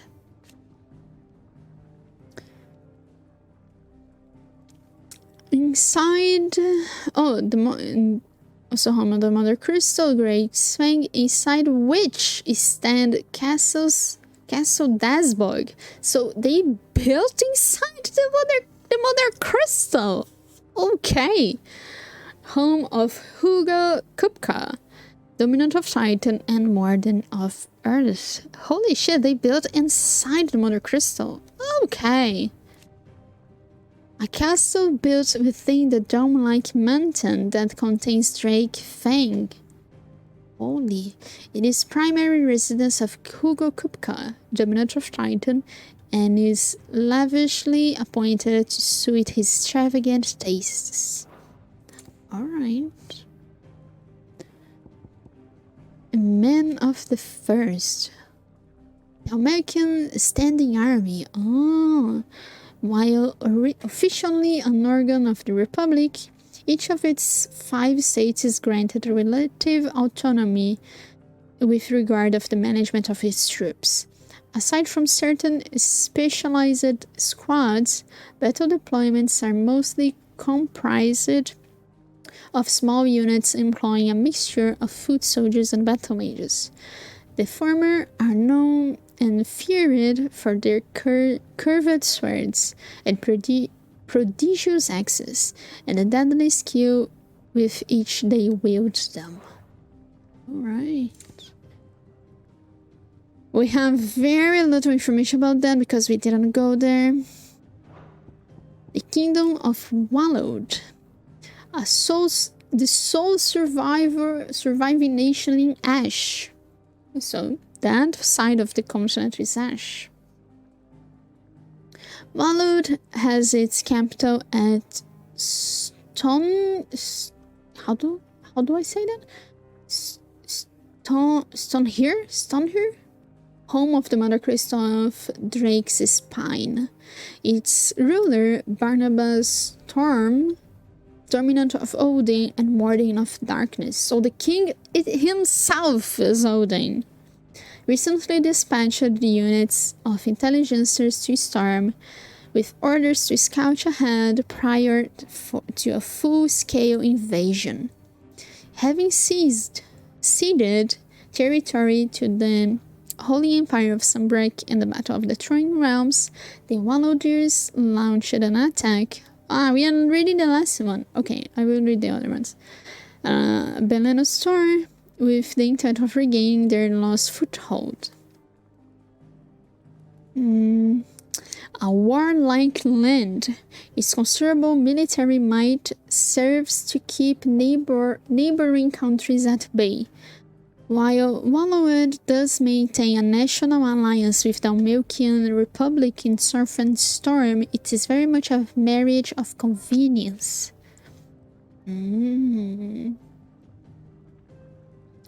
Not all are deterring, however, and the constant need to fight off hordes of beastmen prevents the royalists from launching a full incursion into Storm that they are trying to do now. Alright.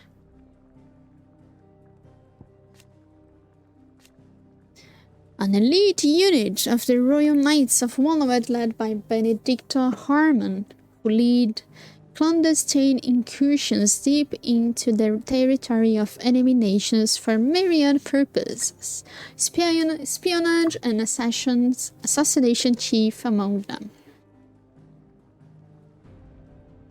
Unlike Wallowwood's main battlefield forces, whose orders are usually issued by their Lord Commander, the intelligencers reported directly to the king, or at last they did, until their dissolution in the aftermath of Sid's and Clive's surprise attack in Carnarvon.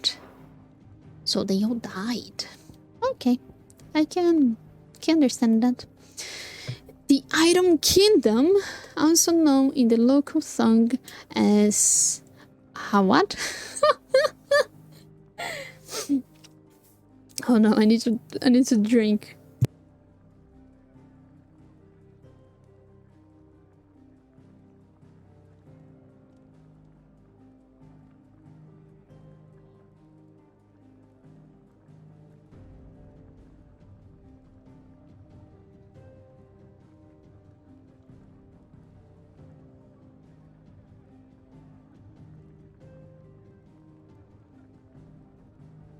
Okay, hydrated. I will not try to read that shit. The Iron Kingdom is an archipelago nation situated off the west coast of Storm, with its capital at Kriegloiste? I have no idea. The Mother Crystal's Drake's Breath rises from volcanic island situated just within or without its borders, depending on whom you ask. It has been the subject of long-standing conflict between the Ironblood and the neighboring Duchy of Rosaria. The Iron Kingdom's inhabitants shun any contact with outsiders, which has given rise to a unique, if largely inward-looking culture. The Mother Crystal is situated from a volcanic island and is worshipped as a god, just as the state religion, the Crystalline Orthodox, dictates. So they worship the Mother Crystal itself, okay?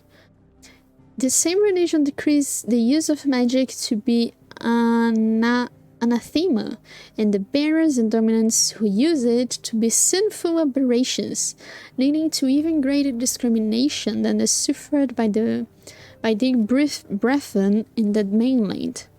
Given their stated desire to control all the mothers, the Ironblood's attitude to other nations is one of indelible antagonism.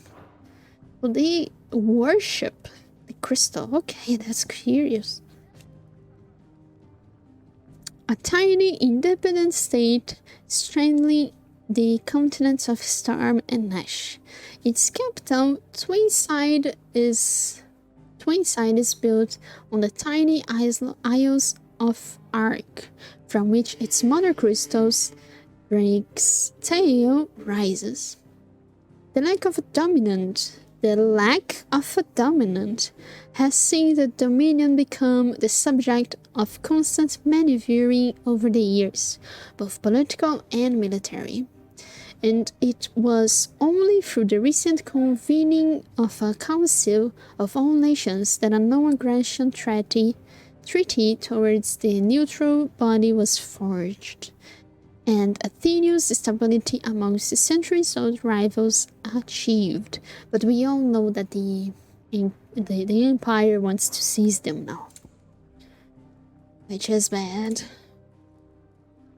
The Northern Territories, this one is curious.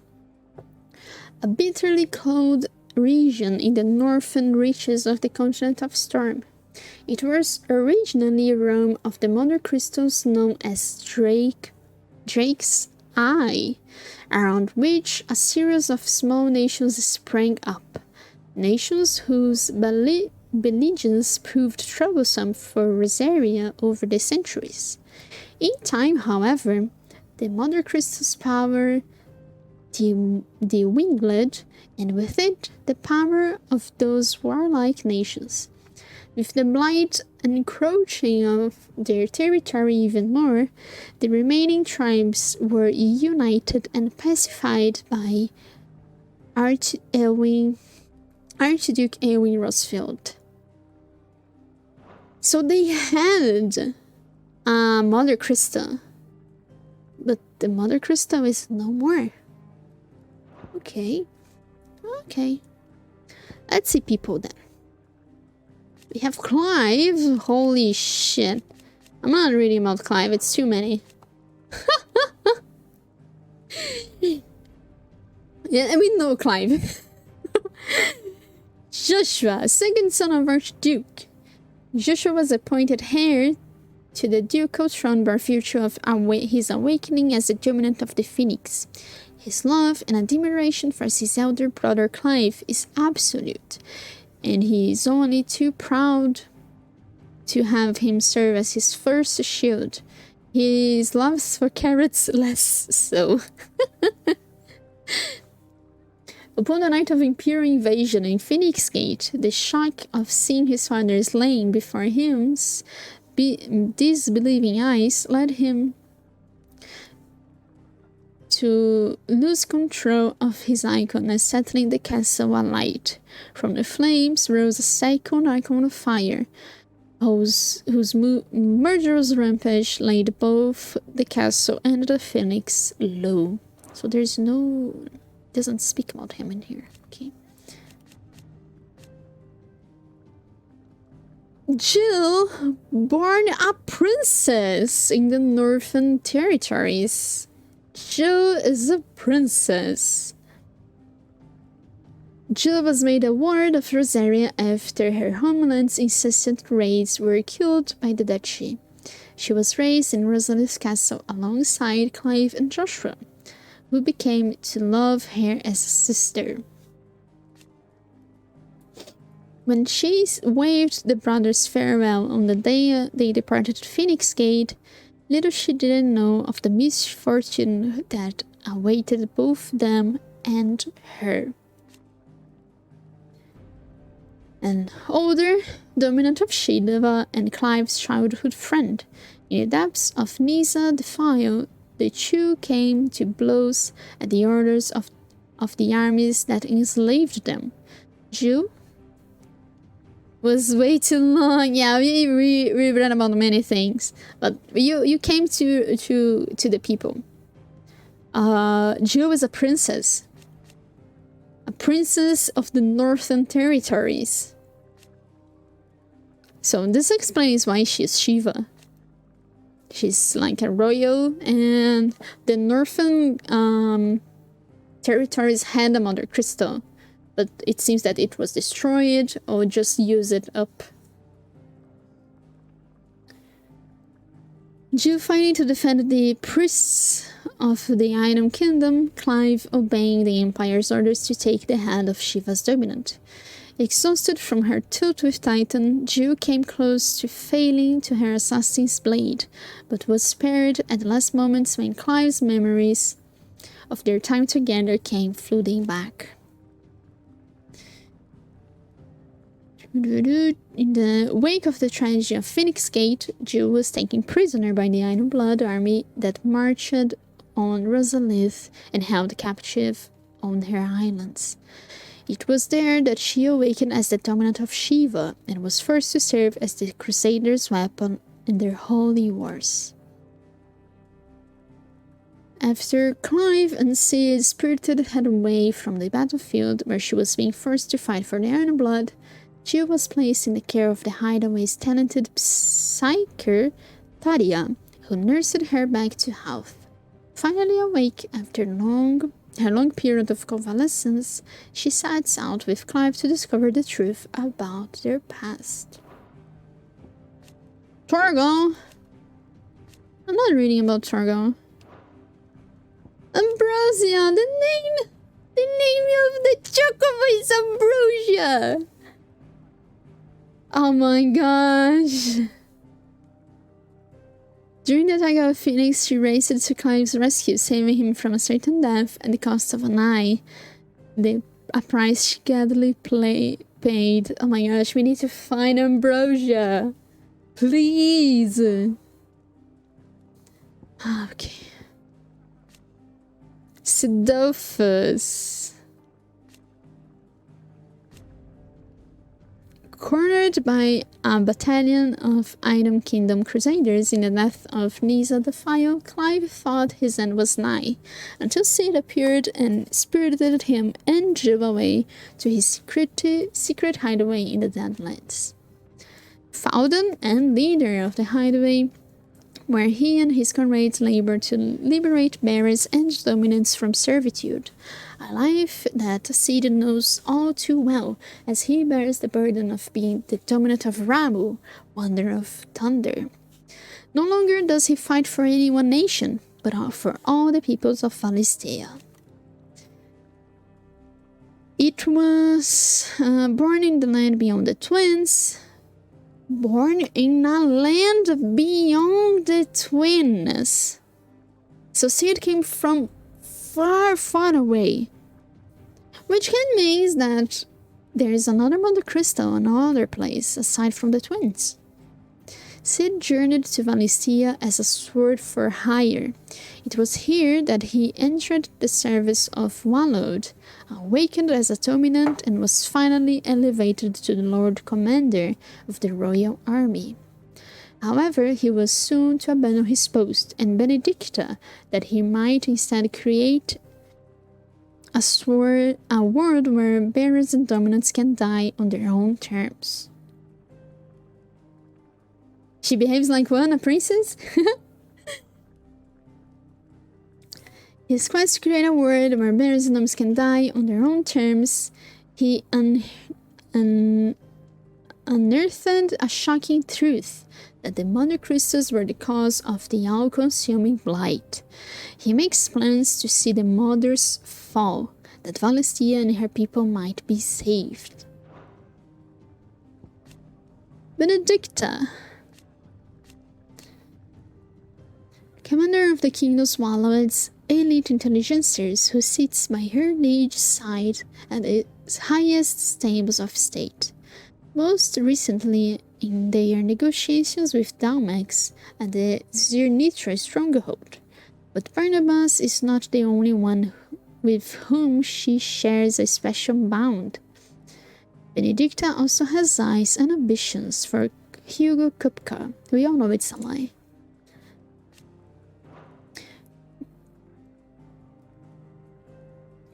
After attending the negotiations with Dalmax at the stronghold, where she crushed the hopes of the Republican army, while encouraging those of Hugo Kupka, she parted company with her liege lord in order to lead a secret incursion into Imperial territory.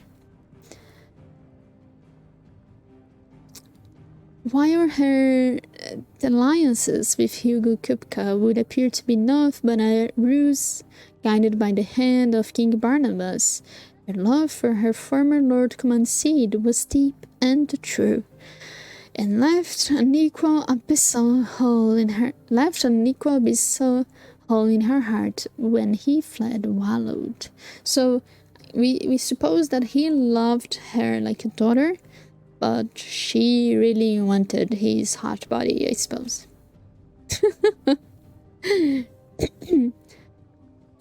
After Clive took her power at Carnarvon and the keep was set on fire, she and her currents were forced into making a hurried retreat, only to be set upon by bandits. Oh, those guys were random bandits then. Who doesn't? Yeah, I know, right? What was left of Benedicta's power ran amok, summoning forth the raging whirlwind within which she was at last to lose her life by the hands of Clive Rosfield and his icon Ifrit. Hugo. Kupka, awakening as the dominant of the icon Titan, trusts him to the forefront of Dalmatian politics, winning him influence over both the Republic's armies and its policy making, as well as a personal fortune. So he is not like a servant. He's like not like a king because they are a republic, but he surely is a leader. He's not someone to be toyed with. He has little love for his country, taking advantage of his position to benefit himself and himself alone. His love for Benedicta Harmon, however, is absolute, and he would gladly betray his every ally just to be with her. Oh, poor guy. Ah, poor guy. His greatest treasure, however, was always Benedicta. So, when a servant of Wallowed informed him that his love had been slain by Cid, his fury toward the outlaw and his allies knew no bounds. So the guy that brought Benedicta's head was a servant of Wallowed. It was the king. It was Odin. The king sent the head because it was a servant of him, of his, that delivered the package.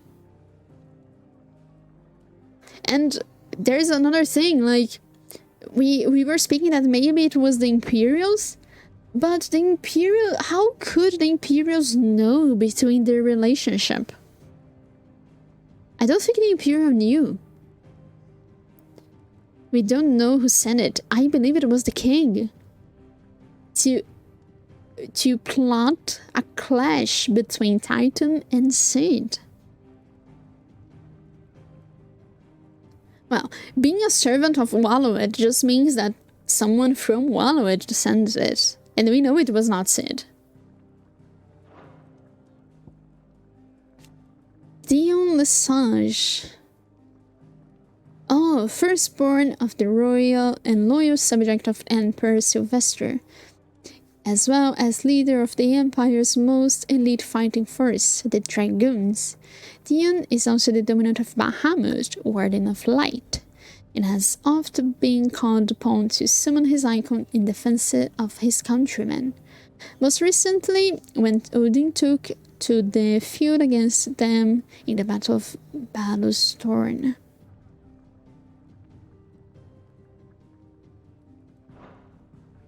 Yes, Bahamut is light.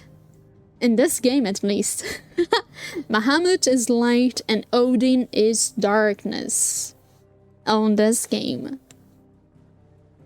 And this game only. Oh, this guy is the new Lord Commander. He accompanied his liege in the Republic of Dalmatia. Ah, he's the Lord Commander now. Barnabas. The aloft and unshakable Barnabas Torm, first of his name.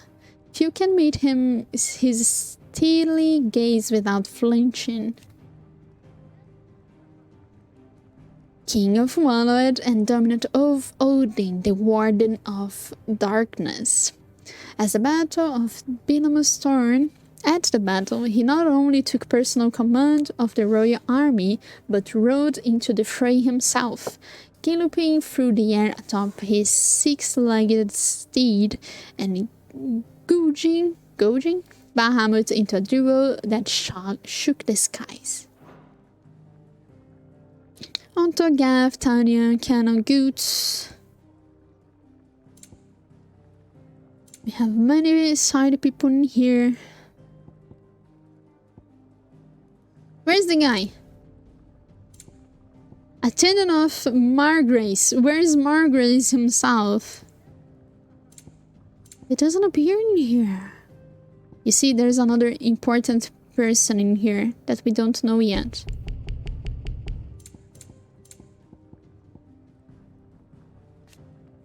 Servant of a man who goes by the name Lord Margrace. Together they travel across the Twins to some unknown end. Archduke of the Grand Duchy of Rosaria and father of Clive and Joshua, loved by his people for his steadfast leadership both at home and on battlefield, which he put to good effort and quelling the rebellious northern territories. Elwing was born before his father, the previous dominant of the Phoenix, passed away, so he did not inherit the icon's powers. Instead, he devoted himself to the study of swordcraft and statesmanship, that he might lead his country from the front, which he did to wide acclaim in leading his armies in quelling the rebellions. Elwing's reign ended when he was beheaded by servants of the Holy Empire in their ignoble attack on Phoenix Gate. Good kings die too early, I agree. Not only for his inspiring leadership and skill with a blade, but his disapproval of the mistreatment of bearers. His legacy lives on all those people who oppose imperial rule in what remains of Rosaria. Sir Tyler and Sir Wade, you will be missed. Sylvester Lesage, Emperor of Holy Empire, who won his throne at least partially by virtue of his son having awakened as the dominant of Bahamut. Annabelle Rossfield, bitch. Duchess of Rosaria, wife of Elwing, and mother of Clive and Joshua. While she adores her younger son, she treats Clive and Jill with nothing but thinly veiled contempt. It was not only her beauty, but her connection to a bloodline that produced many previous dominants of the Phoenix that led to her being proposed as a bride for the young Archduke. Indeed, the two are cousins. Aha! Having known from a young age that her purpose in life was to preserve her Phoenix bearer bloodline, she dotes on Joshua and scorns Clive. Okay. It was ever her purpose to preserve the Phoenix, for which reason she betrayed her husband, that she might enter in league with a force she judged the mightier, the Holy Empire. It was Annabella's treachery that led to the disaster at Phoenix Gate. It's a common thing among royalties, indeed. Now, Empress of Holy Empire, it was ever her purpose in life to preserve, Now she rules over Rosaria as vice-reign of the imperial province, which she rules with cruelty and contempt for the base-born that was unknown in Archduke Elwing's day.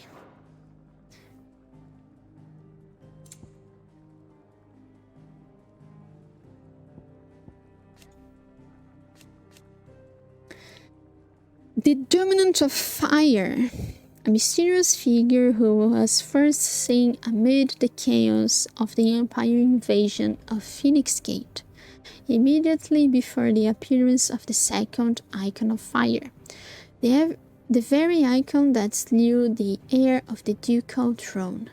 Clive believes this man to be the dominant who murdered his brother and was sworn to take his revenge. He is rarely seen without his heavy robe nor his loyal attendant. A man named Margraves. The two journeyed together far and wide across the realm to an unknown end. A mysterious man that many believe to be a dominant of fire. Clive saw him first at Phoenix Gate, in the night of Imperial invasion, and for years believed killed his brother, but to Clive's eternal growling, he's proved otherwise. So we don't have information about Joshua without Hoodie. Okay. And to finish everything, we have the bestiary. I guess I will be only reading about the dominance. The icons. A fire aspect icon that first emerged in the year of 860, when Imperial forces attacked the Rosarian stronghold of Phoenix Gate. Clad in infernal flame, the fiendish creature flung itself against the Phoenix, overpowering the icon with a strength and ferocity never seen before or since. Its appearance was to usher in a second shocking revelation that its dominant was none other than Clive Rosfield. The Warden of Fire, whose strength resides within Joshua Rosfield, heir of the Rosarian throne. The Phoenix is always born in the ducal line and is worshipped by the populace, not least because its flames of both destruction and regeneration have delivered the duchy from disaster many times over. Last seen in the night of the Imperial invasion, when the young Joshua lost control of its powers, the Phoenix first awakened among the motes of fire, an ancient tribe who dwelled in the western reaches of Storm, and the careful preservation of bloodlines among the Rosarian nobility ensured that its dominant will always be born in the ducal line. Keyword being regeneration. Indeed, my boy. Shiva, the Warden of Ice. Let me see one thing. Okay, the text is very different.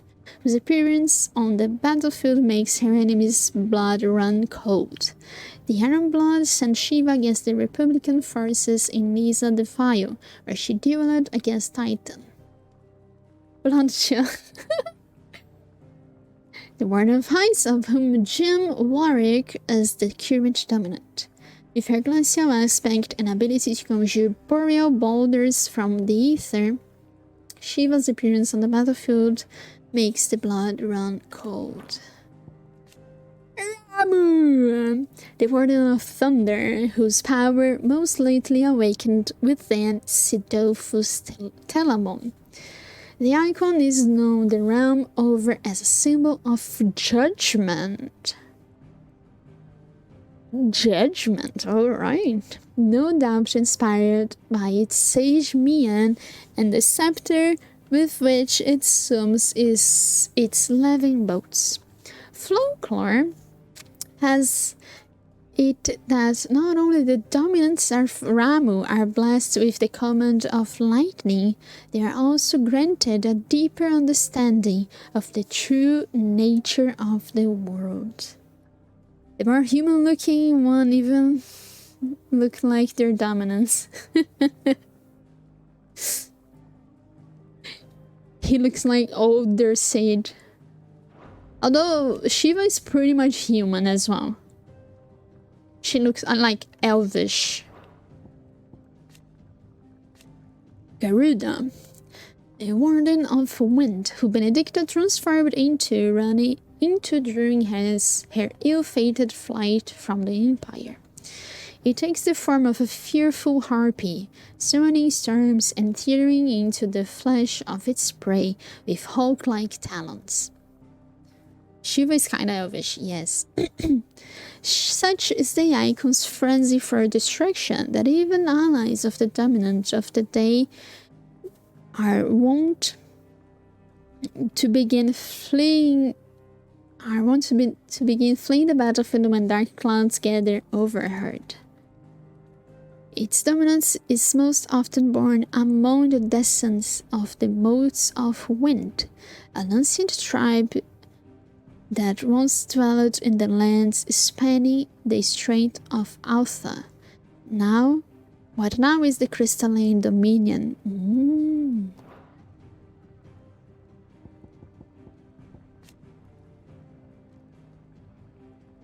The Warden of Earth, of whom Hugo Kupta is the current dominant. He takes the form of a stone-skinned giant, and giant is it's small for that shit, whose granite fists shake the earth with every might pommel. Titan's dominance awakens among the peoples of the Dalmalkian deserts, the recipient of his strength being granted great power and status by the Republic in return of a commitment to protect the nation in times of war. Bahamut, the Warning of Light, whose power dwells within the Yonasage, Prince of Sunbreak.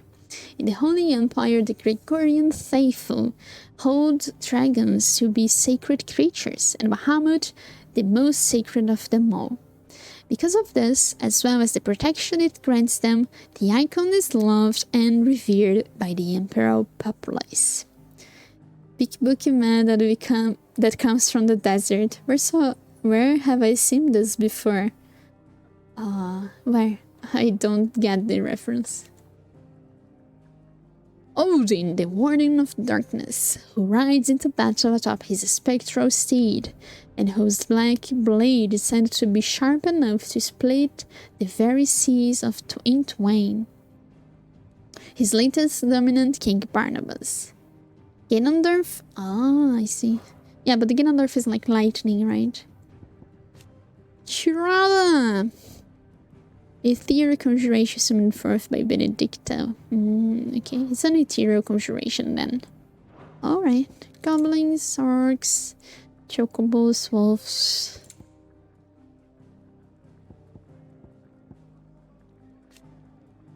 Item giants. Oversized suits of armor, animated by lost falling magics. Deceptively swift despite their size, they wield both sword and shield skillfully and effectively, while the other worldly plate which surrounds their vulnerable colors provided them with a nigh impenetrable defense. Owls capable of transmitting the thoughts of others, especially those with whom they are attuned. In response to an ancient incantation, their lithied third eyes store those thoughts in the form of ether, allowing them to be passed on as and when required. Though only to the intended recipient. Stolases are mainly kept by royals, nobles, and other figures of authority for the purpose of sending secret or urgent messages, and are seldom available to common folk. The incantation can be loosely translated as "My will is now thy burden." Dear cloth our bound shall be. Wow. Harry Potter could learn something from those deals. Harry Potter could learn many different shit about magic in general. Being a fan of Harry Potter, I can tell magic in Harry Potter is mediocre. Okay, I guess we got everything that was like most important. You are always welcome, Clive. I stretch. So this is the thing. Then I believe Ultima is in the game. And maybe plotting something. Because this is what Ultima does, right?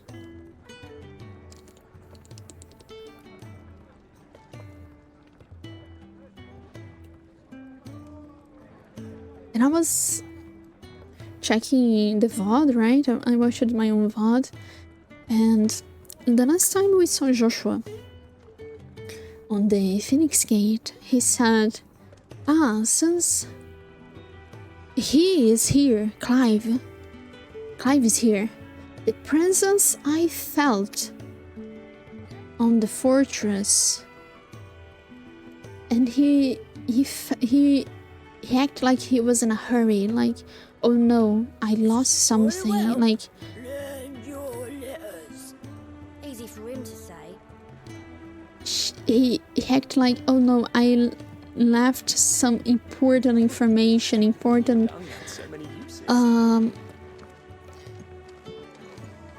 I'm not sure how to say that. Like, Do you need any help? he was acting like, oh no. And it seems that the one that he felt on the fortress was not Clive. It was someone else.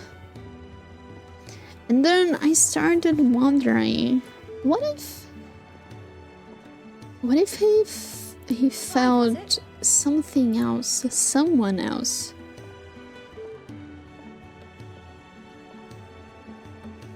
He seemed to be on a schedule, yes, but speaking especially about what he said there. Hold on, I'm gonna get the piece because I think it's very important.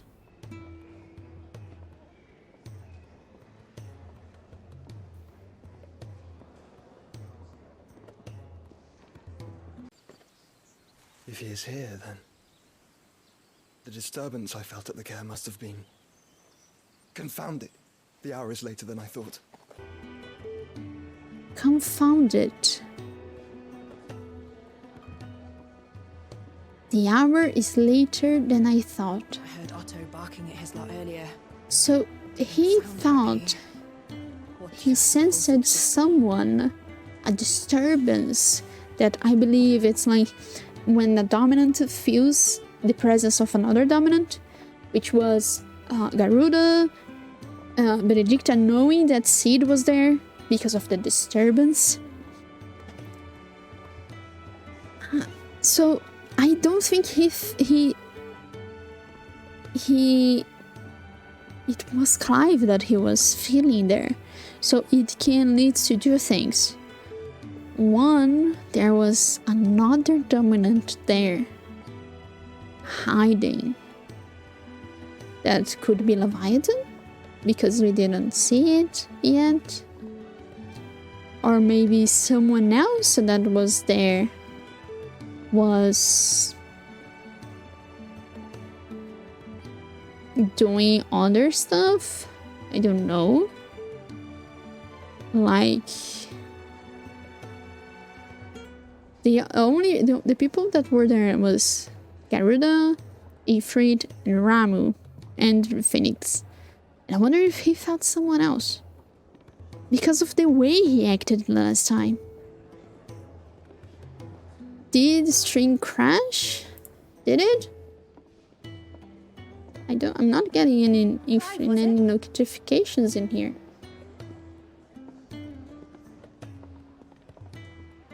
Did it crash? I guess it's only for you, Sino. Update the stream. You know something for sure? Yes. And it's bugging the hell of me. It's really bugging the hell of me. Okay.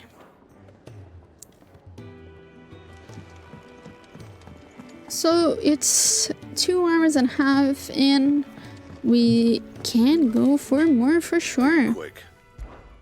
Not saying fortune, do you?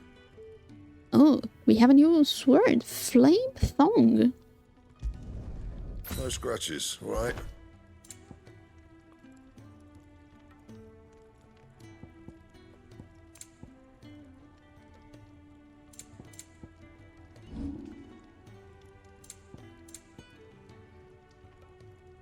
That it? Fine. Ooh, look at the sword. Sword. Let's go talk. Ooh, look at this. It's black and red. Pretty. I got the alert that you streamed again, so I assume the clash and then you restarted. I... Could be a spike or Twitch being Twitch. Yes. I hope the stream didn't crash. For the sake of the VOD. This sword looks fancy as hell. Yes. Alright, so we do have several quests around here.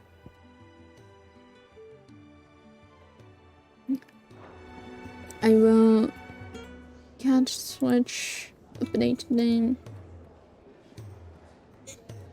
title.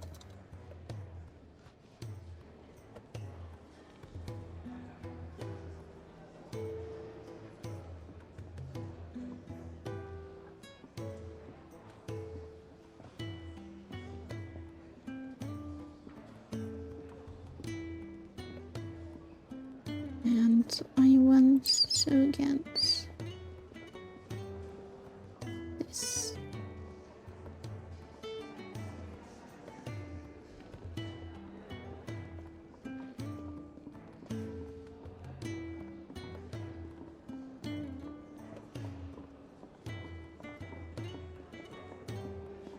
I messed up with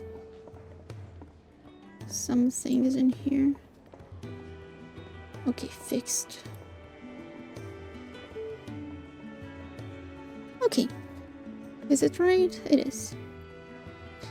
So let's go with side quests. So journal. We will focus on this.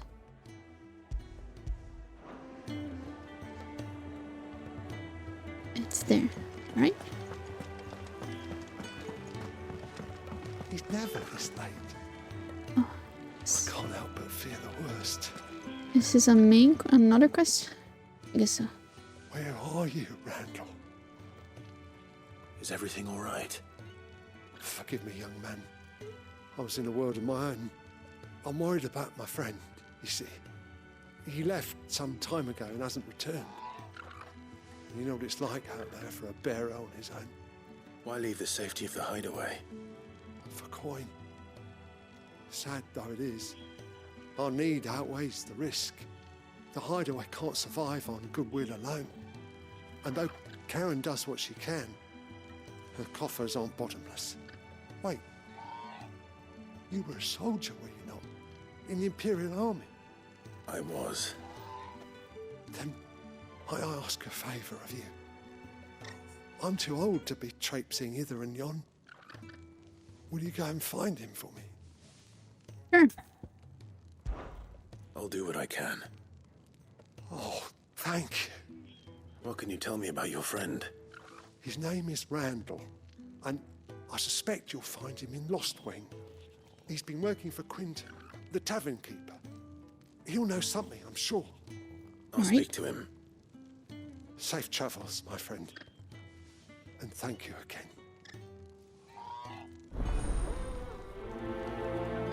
Alright. Gotta say, Clive's outfit might be the best we ever had for our Final Fantasy main character. Oh, she surely looks hot, right?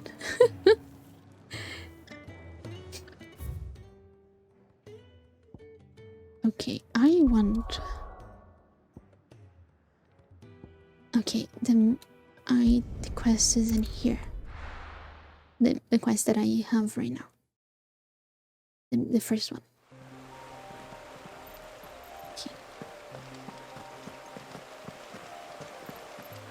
We are on our own, or...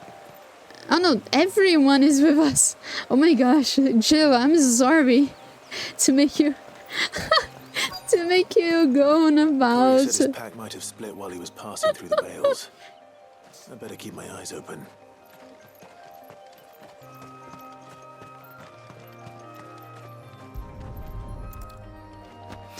God, Jill, Looks like I'm in the right area. you are the princess. I'm sorry for making you, like, coming around for side quests.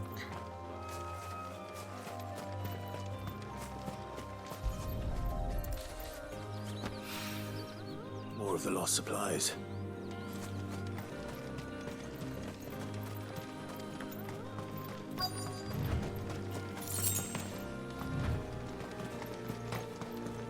Hold on. Sometimes this sprint is too fast. Doubt he could have fit much more in his pack. Still no sign of Sid's letter, though. We've come this far. Might as well ask around. Excuse me, lady. A little overdressed to be picking grapes, aren't you? Are you here for Master Quentin? I'm looking for a letter someone dropped nearby. And I suppose you've seen it. Can't say I have, sorry. Well, if you do... Wait, I did pass a dog with something in its mouth a little while back. Could have been a piece of paper. No idea if it was your letter, but you never know. Which way did it go? Towards Lost Wing? Seemed well looked after to me. Dare say someone there's been feeding it. To the village, then. Okay. Thank you. To the village, then.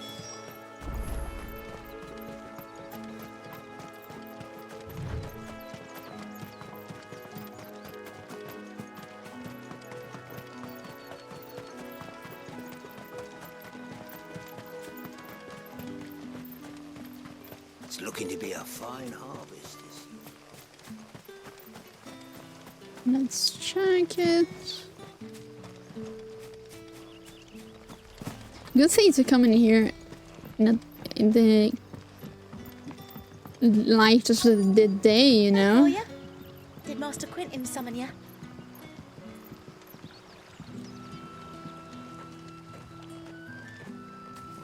The shad's all salted and smoked, but it'll be an age before the stink's gone To from my find skirts. a dog. At least you'll have the Grimalkins to keep you company.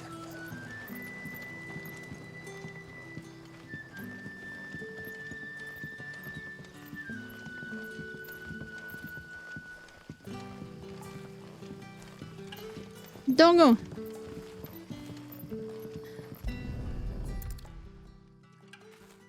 Don't play with the paper. It seems we have our culprit. Sorry, boy. Someone's waiting for this.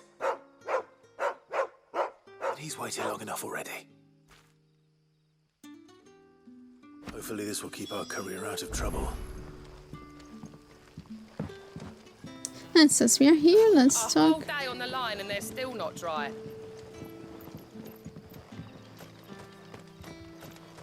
Lady, you shouldn't be using your power. But how did the grocer know his daughter had been stealing off to the vineyard to see the lad?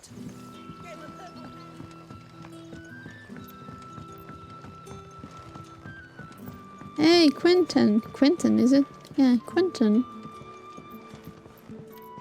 The heck is this?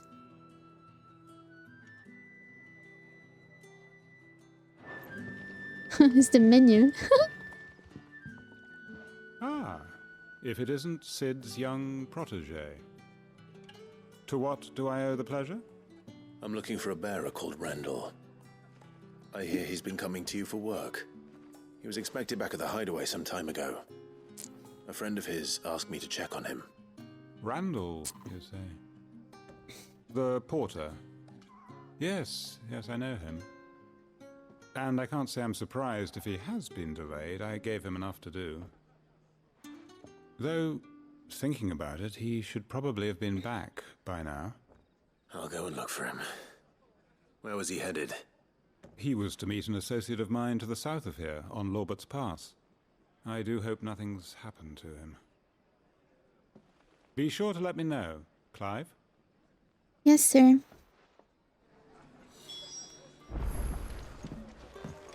Can I have another cup, Daddy? No, not None left for me.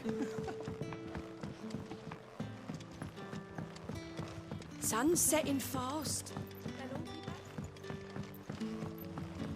Where is it? Okay, way down there.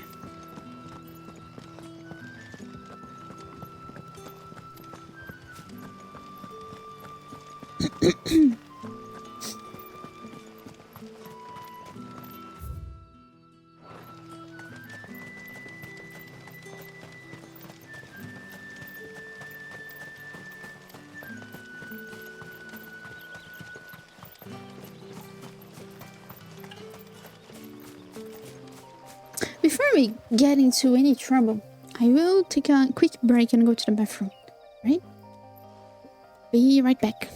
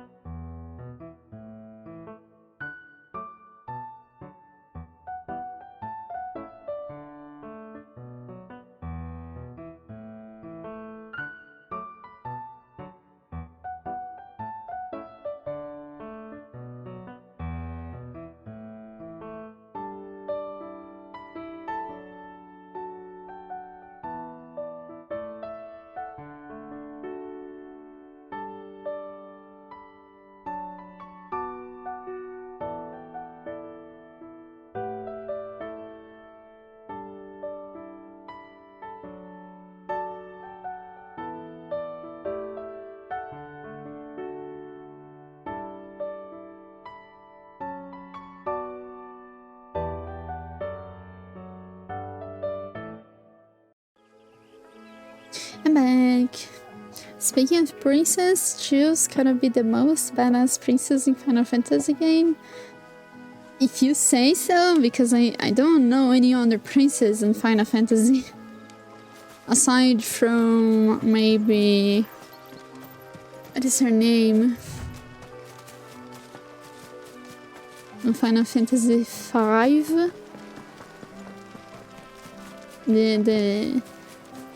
The granddaughter of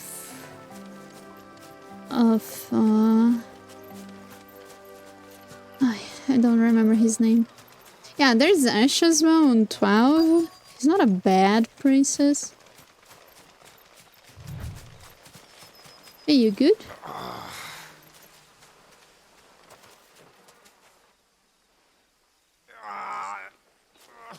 You all right? The hanged man.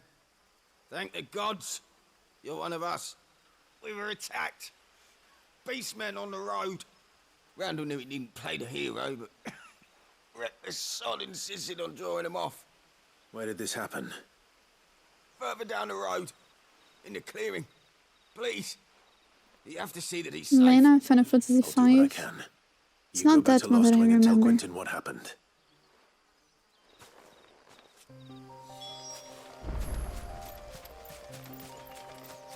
I don't remember her name. And this is a shame. She's on 14 as well. Goblins. Why am I not surprised?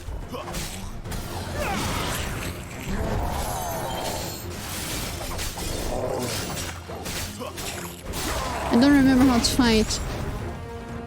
Wow.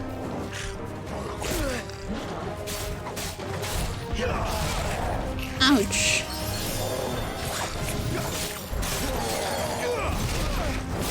No way. I'm stupid. I'm doing the wrong shit.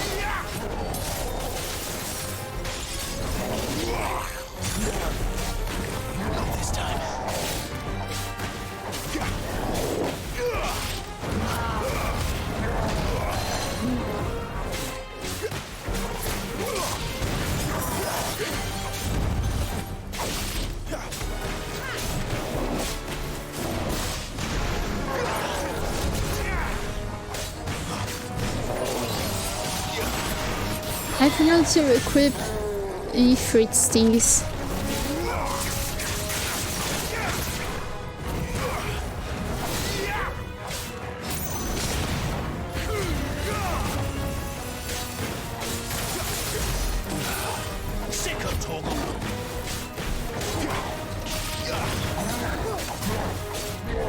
That one is bad, that one is bad.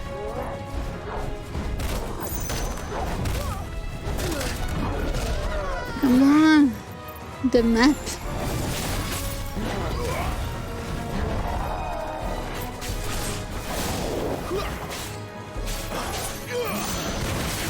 Not this time. You know what? Too slow.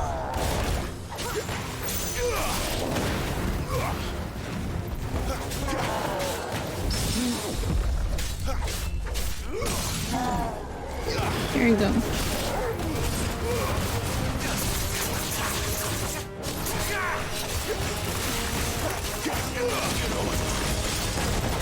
Flames to me. Cryo, yes, Cryo. I must remember. Yes, Cryo. She's a princess, right?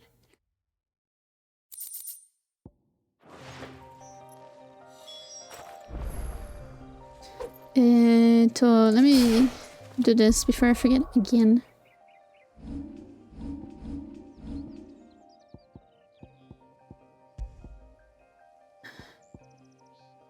I want to equip. No.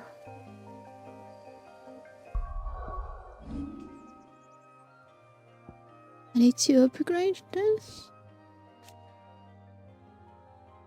Yes, I need to equip it.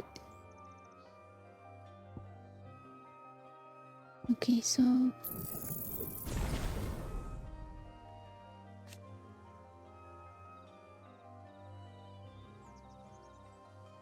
need to master it.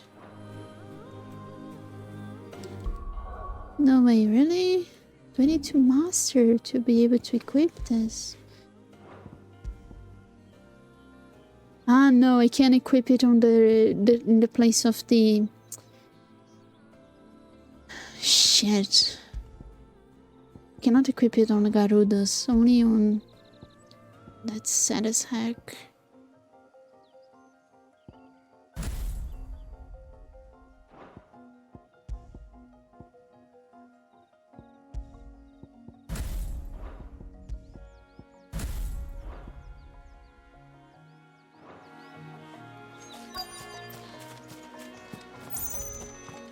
Okay, we need to find him now.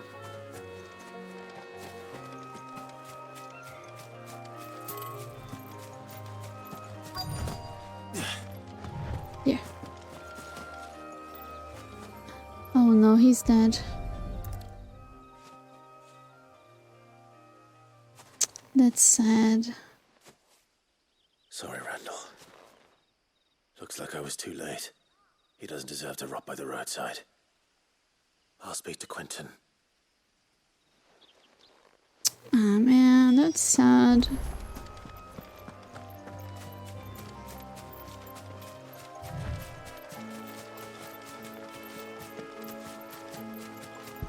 So now we do have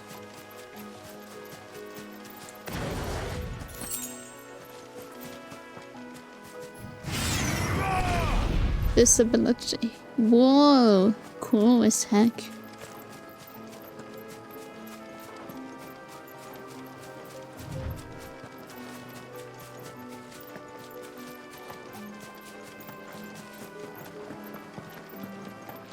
I shouldn't teleport, right? It's quicker.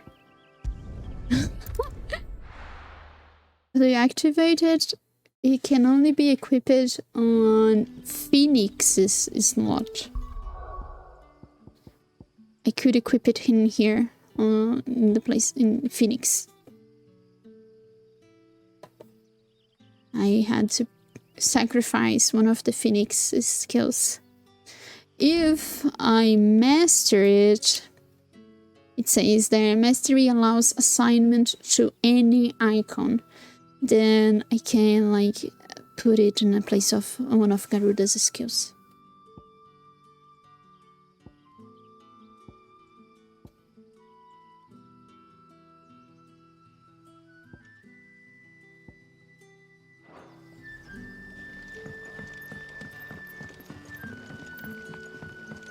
Which I will do because I like Phoenix skills more.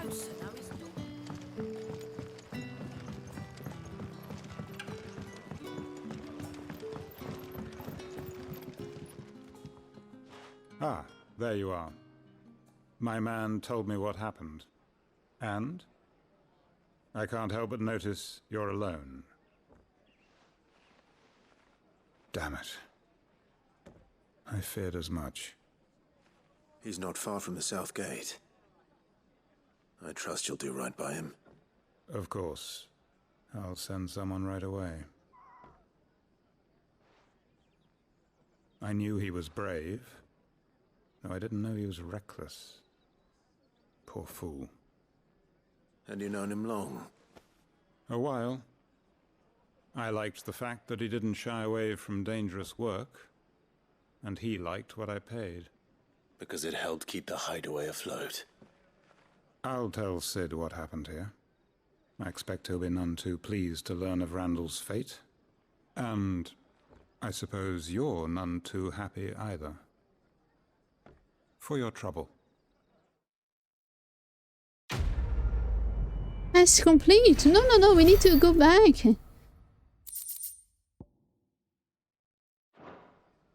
And tell the friend that his friend unfortunately died.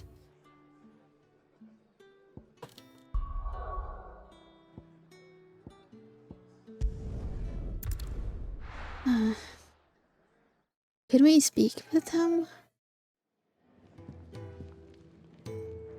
You, unfortunately. Oh. Well, at least you're safe.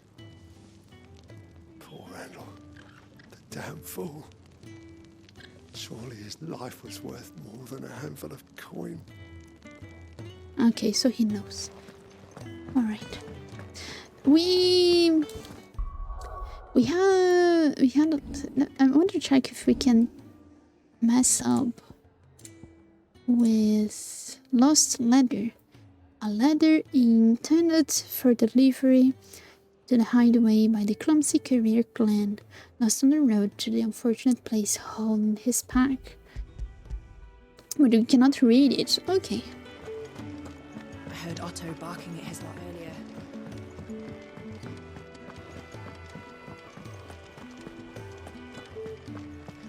Maybe I should just own up to Otto and Sid. Hold on, Glenn. It's in here. There you are. I just got back to the hideaway and thankfully Otto hasn't seen me yet. I don't suppose you, We got your the things things. you dropped. I did. I was so sure they'd be gone. And the letter? Only a little worse for wear.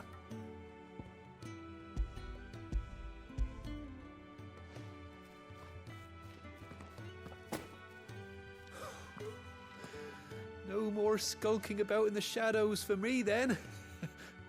And all thanks to you. Losing those supplies is one thing, but if Sid had found out about that letter... Is it about Cursebreaker business? If only. It's from his daughter. Daughter? She's off studying in Canver, and her letters are all that keeps Sid sane while she's away. He never mentioned a daughter. A daughter? He's a busy man. And thanks to you, he won't be wasting his time smiting careless couriers with levin bolts. So I'd say you did us both a service. Here. A daughter! For your troubles. He's a daughter! If there's anything you're wanting from Sid, today's the day. He'll be sweet as honey once he gets his hands on this. Sweet as honey, huh? I wanna check. I wanna go to Sid now. I know Sid's a daddy, but he's actually a daddy. It seems so. Sid, come on in here. I need to talk to you. What do you mean you have a daughter? Don't mind me. Just take it. If you had a daughter, then you maybe can have a son and be my sugar daddy or something. Wait. I mean... Honestly, would it kill the girl to write back? You cannot speak with him because of the main quest. Ah, what a shame. Alright, there's no quests in here, but there is in here. Man, Sid is a father. Okay. Oh, father. Huh? Alright, alright. Well, no surprise that Sid's fucks, right? No surprises. I have to find him before the Imperials do. Can't talk now, Oh, you're Clive, aren't you? Martha told me all about you. Word is you're a devil with that blade. You look like you're in a hurry. Where are you going? Not far, I hope. But I dare not waste a moment. It might cost a man his life. Sounds serious. What happened? Not so much what happened as what might. They've discovered he's a bearer, see? And now, one of his erstwhile friends and neighbors wants to see him clapped in chains. Where is this bearer? He wasn't fool enough to wait for the Imperials to arrive. Poor sod took to the road, left his whole life behind. But they'll be after him before long. I need to find him and get him to safety, fast. Here. If you've the time and the inclination, I could do with a hand. Will you help me find him? Sure. Of course. We bearers have to look out for each other. Thank you, Clive. With your help, we might catch up with him yet. Although you're not a bearer, but okay. We need to find him and get him to Martha before the Imperials sniff him out. You found him yet? You won't catch a bastard standing around clucking like old hens. That fucking snake played me false, acted like he was one of us, and the whole time he was one of them. We need him caught and handed over to the Imperials. Hanging's too good for him. Well, go on then. If he gets away, I'll see you fitted for a noose. All right, Ronald. We were just leaving. Look, this one's here to help. I was just filling him in. Ha! Send a bearer to catch a bearer, is it? Not bloody likely. That's it. I'll find the bastard myself. Come on now, Ron. It's dangerous out there.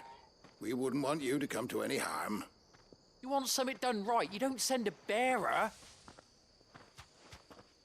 Clive, this might take a while. You start hunting our man, and I'll be along once I put Ronald's mind at ease.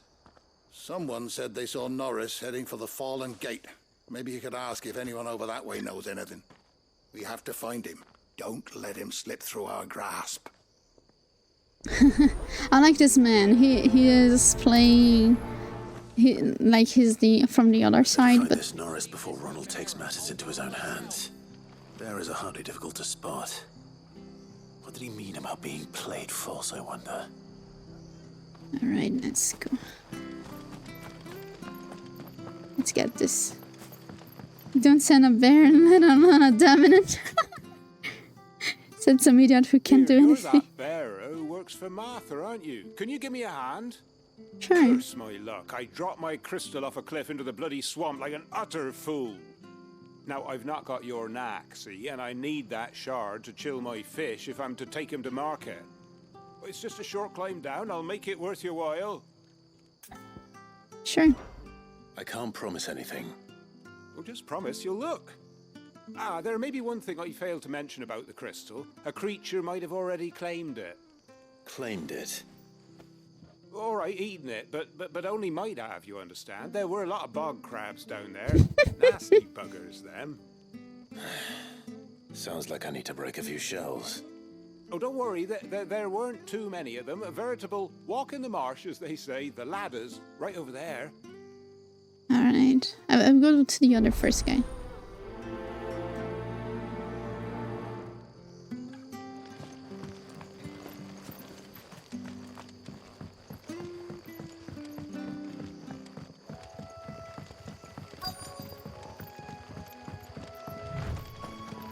Hey, did you see something? You don't know a man called Norris, do you? I do, as it happens. He ran off that way not too long back. Looked like he was in a right old hurry. And he had a lantern with him for some reason. Never known him to stay out after dark. He was making for the marshes then. All right. Thank you. You shouldn't tell the man where the other man went. Let me search a map. Okay, I can go through here. Hey! Don't run from me. I'm gonna get you to see it and keep you safe. You can't have gone far. I better keep my eyes peeled.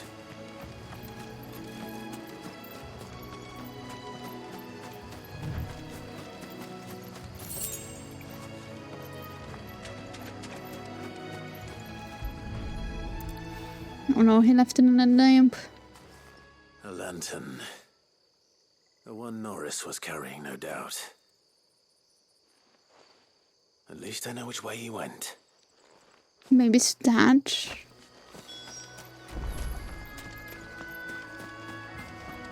Someone made short work of them. I wonder if that someone was Norris.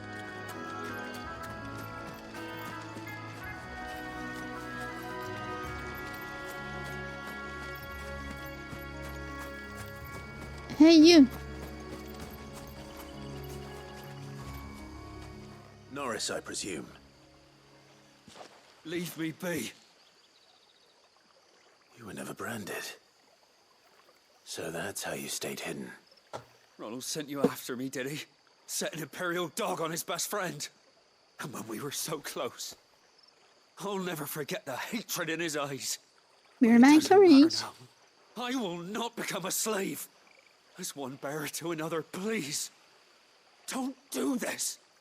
You know how they treat our kind. I'm not sending you. Didn't send me. One of Martha's men did. He wanted to make sure you were safe. I don't understand. Martha takes in bearers. She's a friend.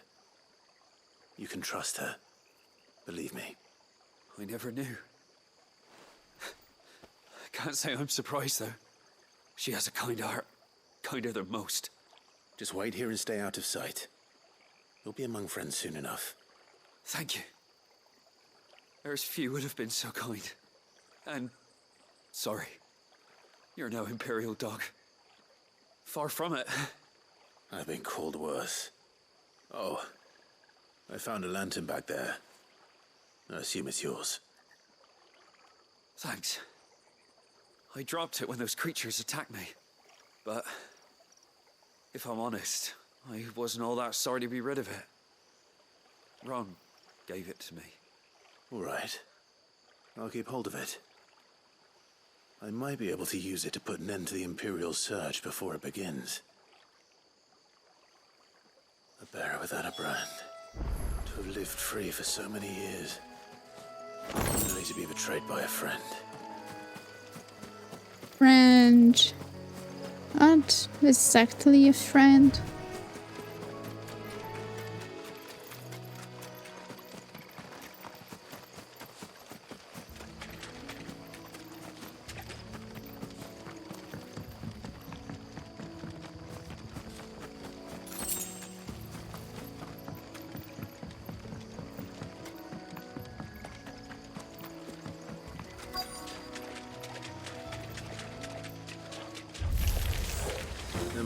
crabs eating crystal.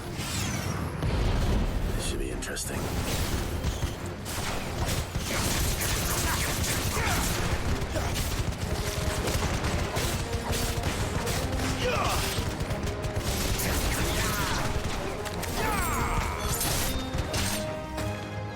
Come back.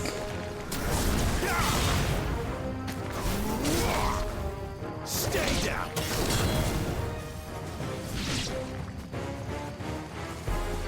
Joe, you're so far away. This must be it. No point spending any more time down here than I have to.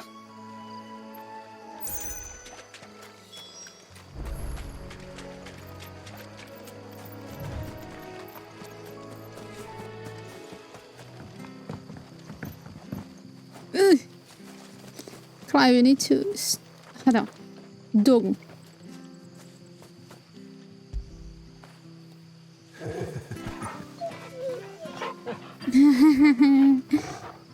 He's so happy. Fetch. Aw, Fetch. You can pet the dog.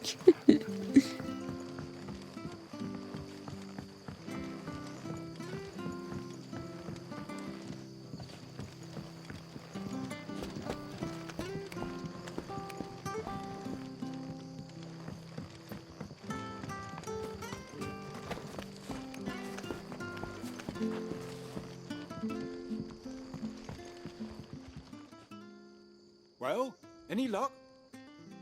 Yours, I presume. Foul crystal. I'm not sure if it's usable anymore. You found it! Oh, thank you! Never gonna forgive Nintendo for not letting us pet dogs and Tears of the Kingdom. This is why Final Fantasy XVI will win Game of the Year because of the dog. And my catch would have made for poor eating indeed. Be more careful next time.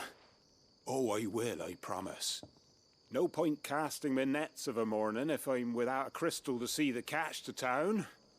There was a time honest tax-paying folk could get new ones whenever they wanted. Can't now, though, not for love nor money.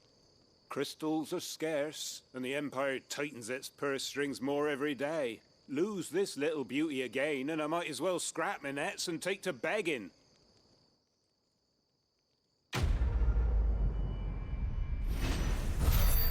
Quest complete. We have tons of money. Holy shit. And then you have such a cute and good model for a doggy in the game too. Such a waste. I'll be fucked if I'm leaving this to a bearer. I'll go myself. There you are, Clive. How goes the search? Well branded. Have you found the bastard yet? Only what was left of him. A corpse, torn apart by monsters. And this. Let me see that. No. It can't be. Shall we consider that the end of the matter, then? Or do you need to see a body? No. I mean, I've no use for bearer bones. He's dead. Let that be an end to it. Only wish those whose job it was had done what they were supposed to do and spotted him sooner. Letting a bearer go about without a brand? It's not right, I tell you. Who'll want anything to do with me now, eh? There goes the bearer lover, they'll say. I'll be a laughing stock. Is it true, Clive? Is Norris really... He's alive. You'll find him in a hut in the marshes. He's expecting you. Oh, you crafty. Still, you did the right thing. Thank you. It's not much considering, but please, take this.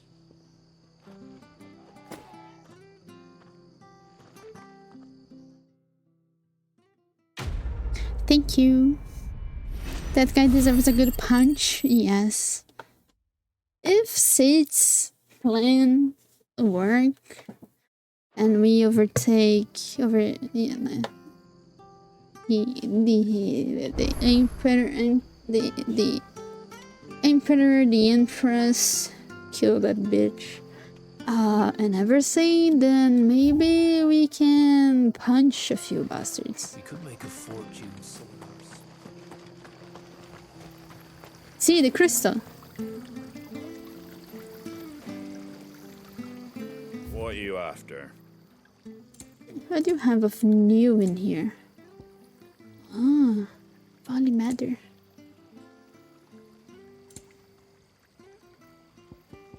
Lionhead tonic. It's sad that one's own limits are made to be broken, but that doing so it's easier said than done. Fortunately, there are ways of convincing the mind that such improbable feats are not only possible, but readily within reach. This tonic being one of them. Oh, I see. If Sid's plan work, there will be no more magic in the world. Not really. We don't know if the bearers are influenced from the Mother Crystal. Maybe it's like the natural way the magic comes forth. That's it?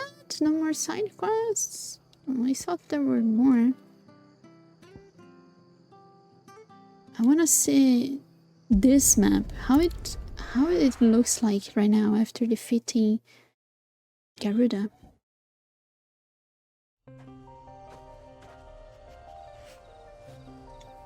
Oh, it has different monsters then.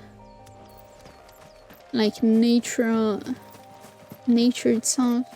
It would kind of trade a dominant people for another. I don't know. I have to say.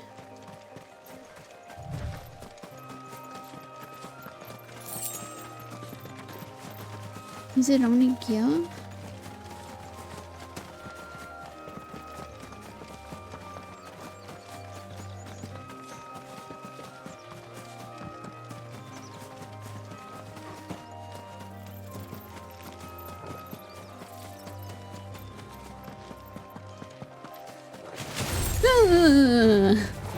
Hello.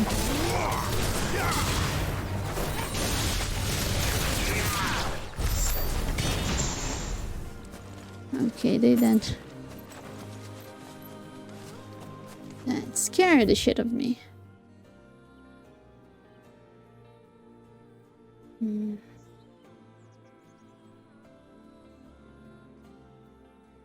I see, places are still inaccessible. I see. So I will come back to these maps in the future for sure. Like there are items on the other side of the river. Okay.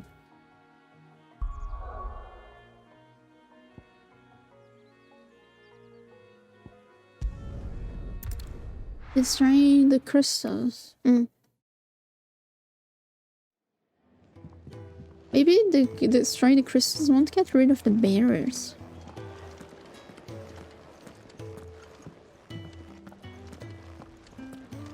Well, I guess we can... We have to go back to main quest then, because there's nothing else to do. Well... So what God's forsaken corner of the realm is Sid dragging you off to this time? Oriflamme. The holy capital. And what business would you lot having... On second thought, I don't want to know. I don't wanna know, it's very good. I don't have anything better than... No, might as... No, hook gambit, I'm not using this. Speaking of Oriflamme, I hear the trading routes leading south have seen more than double the usual traffic. If you ask me, somewhat foul's brewing. And it ain't Tyre's borbile tea. Oh, just go and see Otto, will ya? Okay, hold on.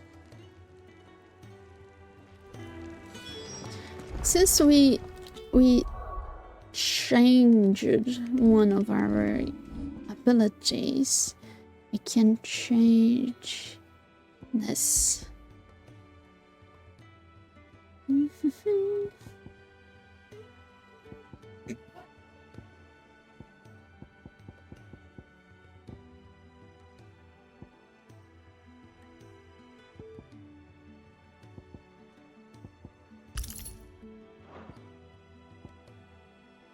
Scarlet Cyclone and Goosh.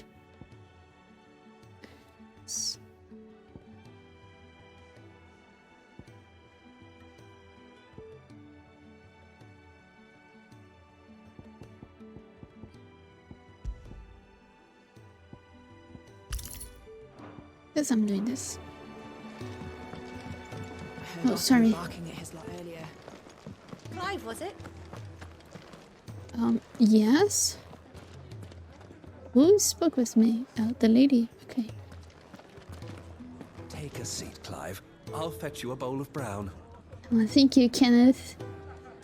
So you're really going through with it? Sid's been talking about bringing down a mother crystal since I've known him. But that's all it's ever been. Talk. He's convinced it's the right thing to do. We'll be leaving for the capital shortly.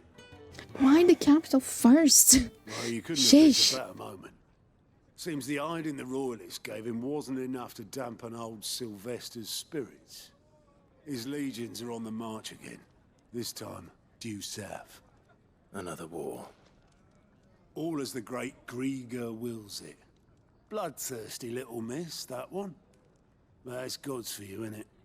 Still, might work to our advantage on this occasion. Wars breed chaos. On the front lines, and at home.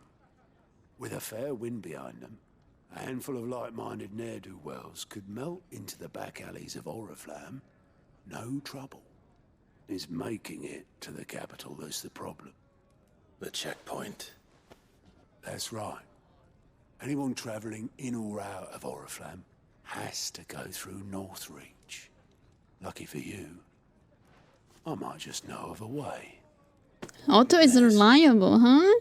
Well, no, not that. That gets you an audience with the Dame. And it's the Dame who'll see you safely through Northreach. I'll send a Stolas in the morning. Let her know you're coming.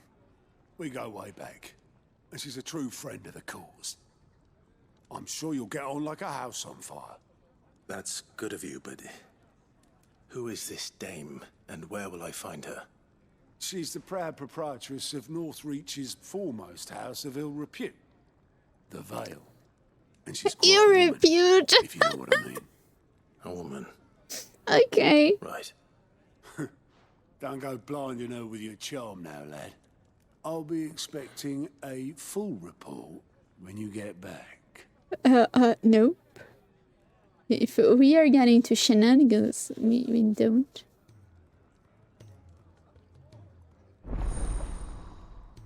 Alliance reports. Oh, what the heck is this?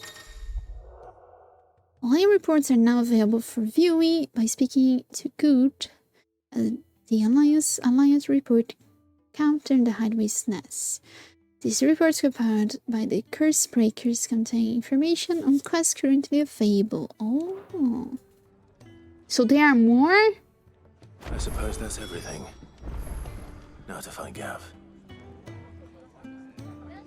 Oh, you're the new lad, aren't you? Yes. Goat at your service. Well, at Goat. the Hideaway service, anyway. Otto's put me in charge of reading through the reports sent in by our allies and picking out any problems that might warrant the attention of the Curse Breakers. Or any other willing volunteers. And there's no shortage of problems, I can tell you. Or maybe I don't have to. I'll warrant a strapping lad like you's got people begging him for help wherever you go. Anyway, if you're ever interested in taking a look over the list, just say the word. I You wanna. could probably tick off the odd thing here and there. They say little acts of kindness are their own reward. But if that ain't enough, these have got proper bounties on them and all. Quick look. So we have more quests. Okay.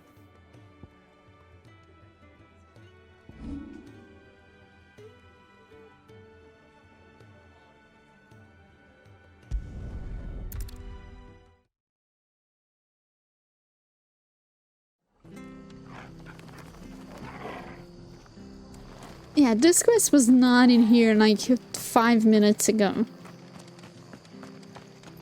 The tavern. It's done for. I've seen your face before. You're a friend of Martha's. Help us, I beg you. Help you with what? Bandits in the Golden Stables. They're waving their swords around. I think they're gonna kill someone.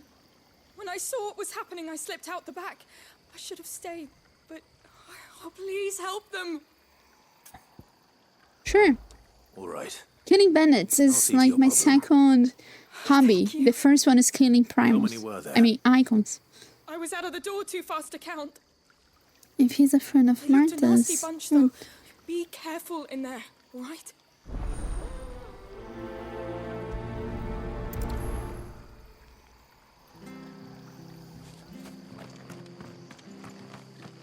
Wait, this is Martha's place. Ha! Golden Stables, my ass. All Martha's Does that mean Batman and Superman would help him? Yes, I believe so. Oh, that's a fine sword, friend. Heavy, though, I expect. What say we relieve you of it? I don't think you can do it. I want that blade. Get this over with.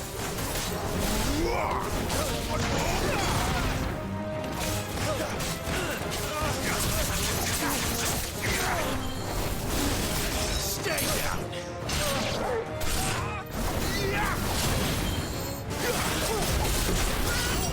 What happened? Holy shit. Jill came from nowhere. Killing bandits doesn't give any freaking reward on itself. I'll be keeping my blade, thank you. There he is, the hero of the Golden Stables. People will think twice about pushing us around again, thanks to you. We're lucky you were nearby. No good cowards wouldn't have dared set foot in the place if I'd been here, of course. But you weren't. I thought you told me you had someone watching the place. The Blood Axes keep an eye on the tavern, yeah. When they're not busy keeping the peace, that is. I've spread them as thin as they'll go. The Empire might be in charge, but that don't mean they care to keep us safe. If it weren't for the Blood Axes and me, merchants won't come near these lands for fear of what might happen to them. I see. Then you do Rosaria a great service. Just as you did today. You're a useful man to have around. Here. Just keeping appearances. And there'll be a mug of something tasty waiting for you whenever you next stop by. Right, we've got work to do for to make this place presentable. You best be going before I arm you with a mop. Arm you with a mop? I loved that.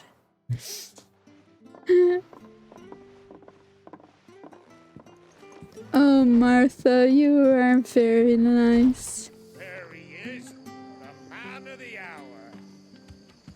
What is it? Are you having any trouble with me? You're the one who saw off the bandits, aren't you? Martha was singing your praises. Takes a brave man to march into danger out of the goodness of his heart. You have my respect. A Rosarian salute. Oh, what is it they say? Old habits die hard. I trust you won't be reporting me to the Viceroy. If we'd had a few more like you about, perhaps the Rosfields might still... Listen to me rambling on. Thank you again, and, take care of yourself. That was at a boutique call. I don't know how much it is.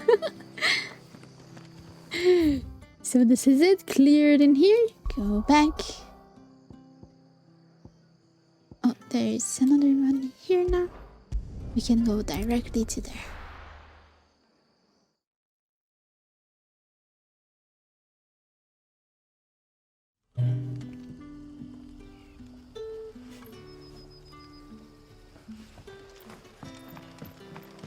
Hey, sir.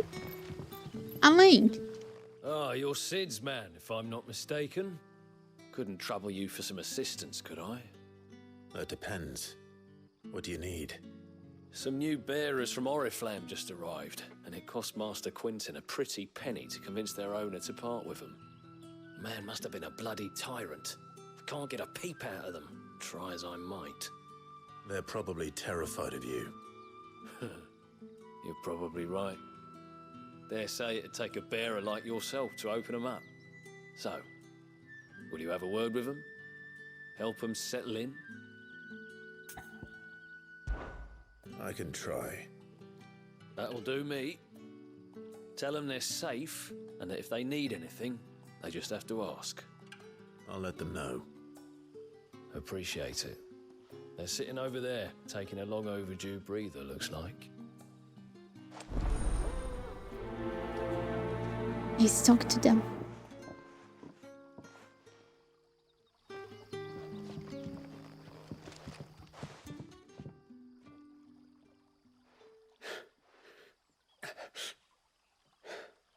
So you're the new arrivals. Is there anything I can get you? You're safe here. They don't punish people like us for speaking our minds. Truly. I'm hungry. My sister too, we're starving. Wait here. I'll fetch you something from the tavern. Thank you. I won't be long. You stay here and rest. My gosh, they are just hungry and they are afraid of saying it. Sheesh.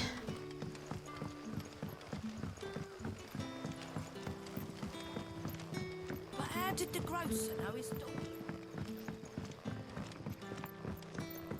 Quentin, I ate food. Can I have another cup, Teddy? There'll be none. I'll have 2 plates of whatever you're serving. Sorry. We've enough mouths of our own to feed without tending to the wants of outsiders. It's not for me. It's for some new arrivals. Oh, my apologies. I didn't see the mark. So you're a comrade. Well, in that case, you may have whatever you require. My heart just Take all the sinking bread right and wine now. you want. Exactly. That's really all it takes. One look at the innkeeper's mark. Of course it is. I do as Master Quinton commands, as do we all. And Master Quinton commands that none of his favoured guests be left wanting. Well, don't keep our new comrades waiting. Take what you need and see that they eat their fill.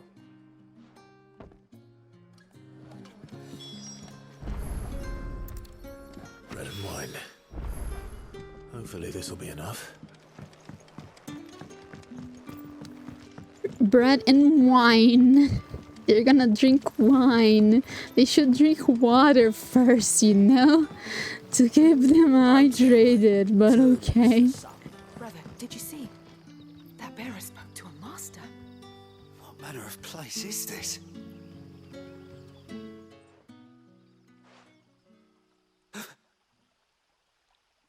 Here. Bread and wine from the tavern.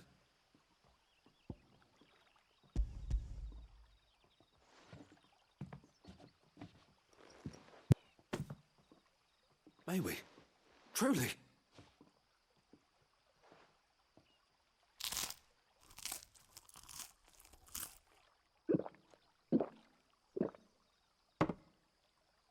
Now they are safer, like healthier in a little bit. Just a little bit. Never in all my days. Brother, this place is like a dream. We sat and no one shouted. We ate and more was offered. I know. I can't believe it. Oh my You're gosh. free now. And the next time you're hungry, you need only ask to be fed. Thank you for everything. Thank you. That's some ASMR crunchy right there. Good bug. We need to try to see where we can sell the Gilbert. Nothing bad, I promise. Not ever again. Aw. I really hope nothing bad happens to you guys.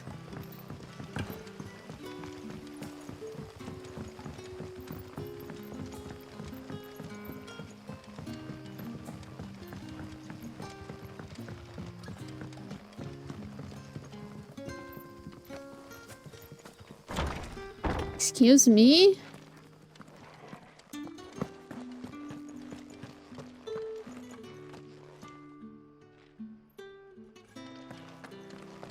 Master Quinton will never forgive me if I don't save that crop.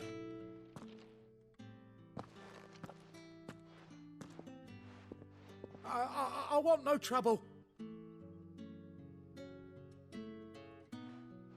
Wait, that's... Oh, glory to Griga. You were the hanged man. I took you for a rogue. If you're a friend of Master Quinton's, then perhaps you'll help me. His vineyard, Lostwing's pride and joy, has been beset by a plague of giant wasps. And you Giant wasps, we kill it. Problem. I do We kill it, indeed. kill it, kill it. I've never seen them so far from the forest, nor so mean for that matter. I suppose the smell's got them worked up. And little wonder.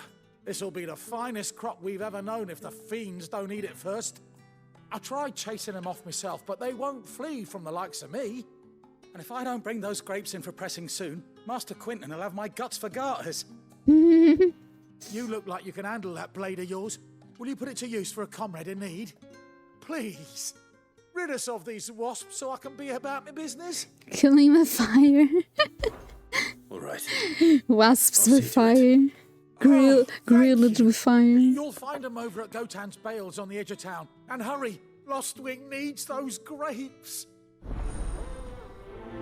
Alright, we're going.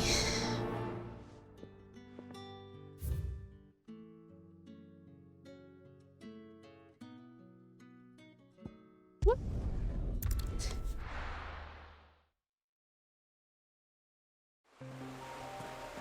Let's go. Hi, Lena. You awoke. That must be the vineyard. A few wasps shouldn't give me too much trouble. Shouldn't.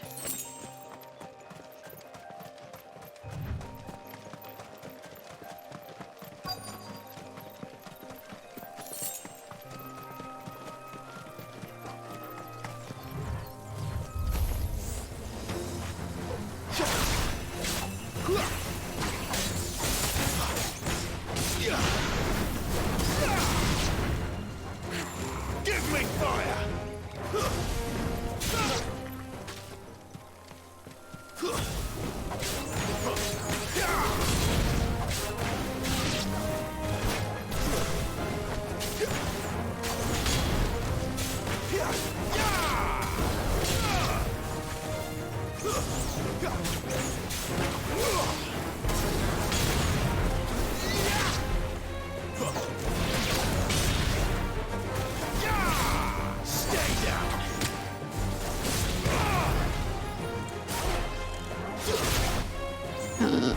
This and then this.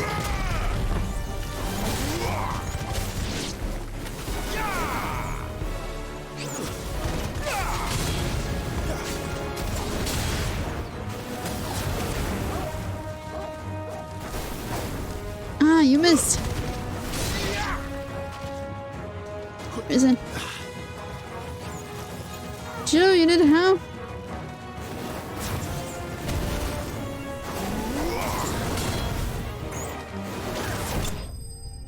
There we go.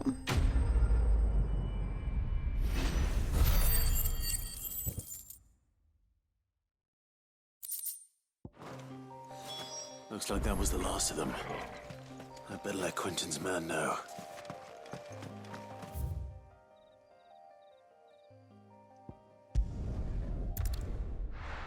Open all the closed passages, please. I want to explore.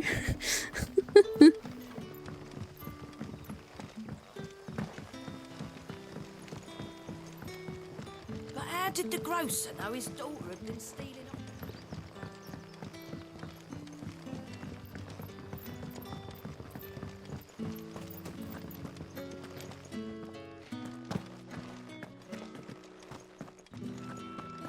Hey, sir, it's done.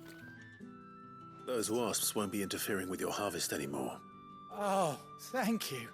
Master Quinton would have had my head if I'd lost the crop. I'd say you've earned a reward.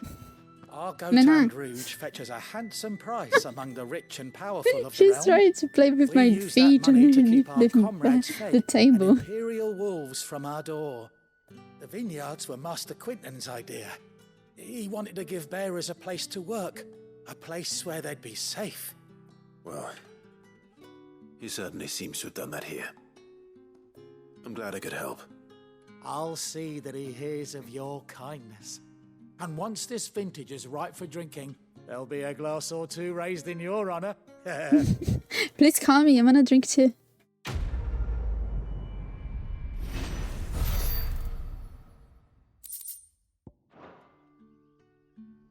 We have many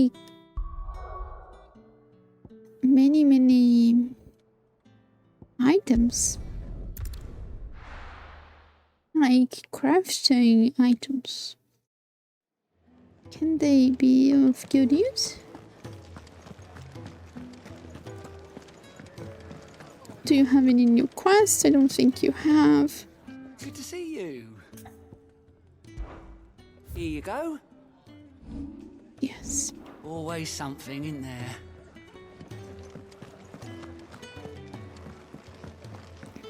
I heard Otto barking at his lot earlier.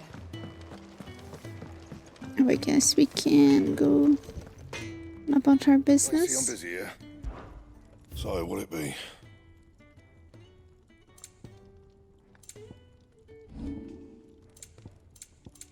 That it? Fine. Alright, then I guess my quest it is for half an hour. Hold on. Karen, can you buy the bug? What the curl dragged in. If you're gonna buy something, be quick about it.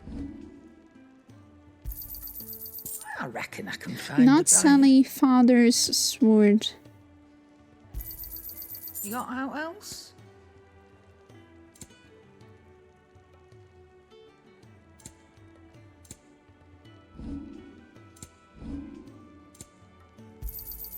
I'll be thankful you got that much.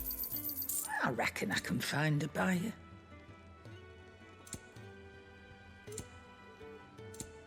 Yeah, there's a bunch of those items. Wonder if they are useful Come somehow. again.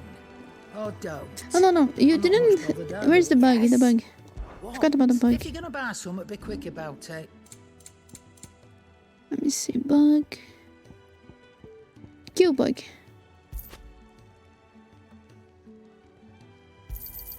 You got out else? Is that all? Look what the curl dragged in. Taking an interest, are you? Wondering why such a commonly cultured lady would cast her lot with this ramble. Because she's got a special arrangement with the ramble rouser, that's why.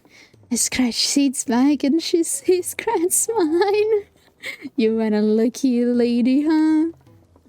Use me to old trading connections to bring in whatever him and his little band need, and they pay what I And to ask. sweeten the deal, He's given me a home here, far from the prying eyes of those who'd wish me ill, and there's no shortage of them, believe me. off you trot then. Very good, Carol. I don't think I really wanted to go on main quests today. Do you need any help, Miss Molly? What? I don't know. You could rinse and chop these greens for the stew, I suppose. All right. I'm afraid of entering a gauntlet. Me? I do what Otto tells me. Suppose you could say I am his right-hand man. He's a hard master, but not nearly as hard as my old one was. When that man beat me to bloody and threw me out into the streets to die, it was Otto who found me and took me in. The way I see it. I own him, and so I help him look after the ledgers, as well as reading through all the reports coming in from our allies across the Twins. And if it sounds like someone out there needs your help, I make a note so I can point to any willing volunteers in the right direction. What'd you say? Are you willing? There's no shorter way of turning Atos from a little less frowny. Come back soon, eh? Very good. And you, old man, do you have anything new? And just a time pass, but... Oh, we did tell something. Very so. What subject shall we consider today? There's no new things. I was trying it would be up in here. You are always welcome, Clive. Thank you, Hippocrates. Tomes.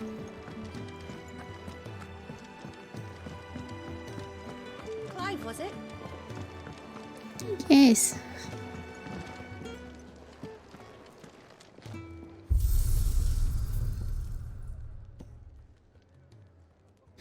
Arcade mode and stage replay. There's another one, located.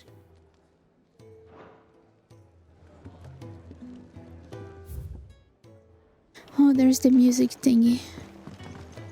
Let me check that.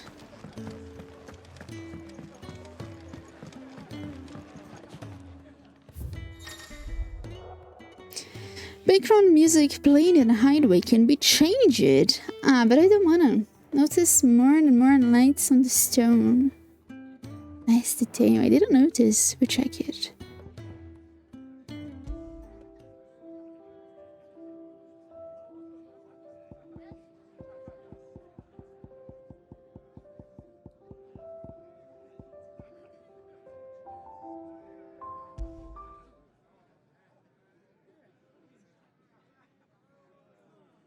I want to hear the sound of silence. Where is it?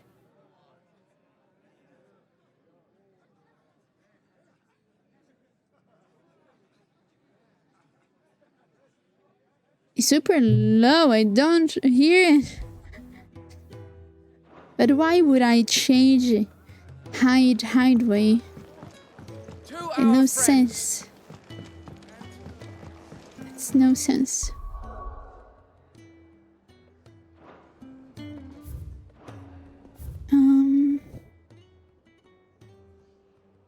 Oh yeah, you sent new lights? Did it have more? Does it have more lights than previous? I guess so. I guess because we unlocked more modes. Like, we are missing three pieces there.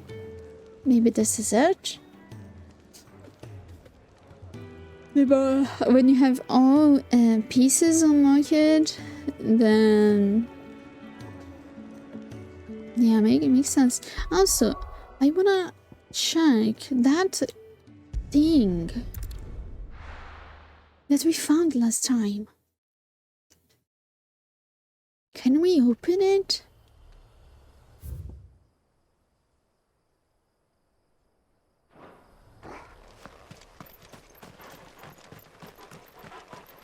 Because, like, it's just a very similar door to the Phoenix Gate. So maybe it will let us open?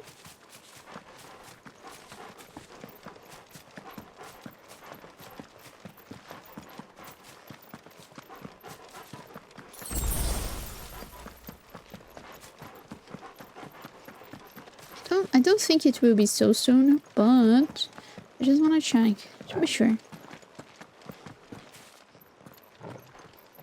No. I guess we will need a different icon's power. A new icon to open it? Yes, I believe so. Yes, we will need a different one in here. Not Garuda, neither Phoenix, much less Ifrit.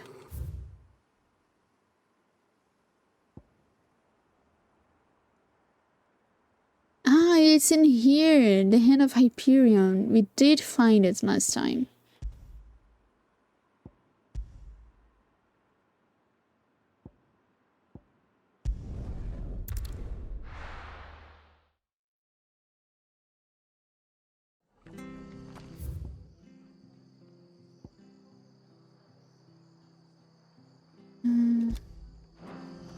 Let's go there. It's true. Burn to the ground.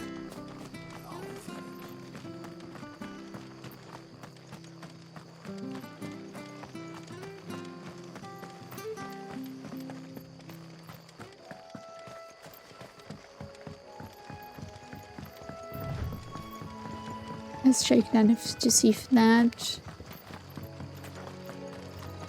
it's active now or not.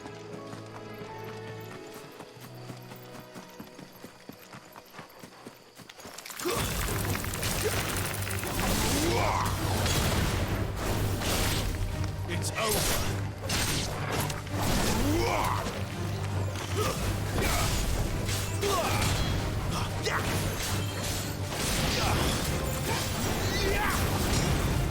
Missed because of the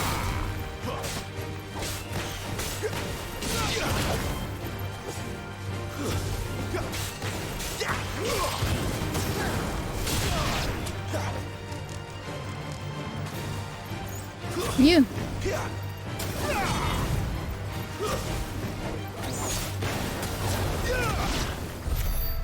There.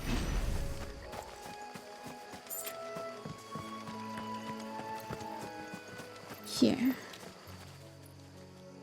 No. It's No the same as different. the one back at the hideaway. Doesn't seem to be working though. Yeah, not really. Okay. Just wanted to check to be sure.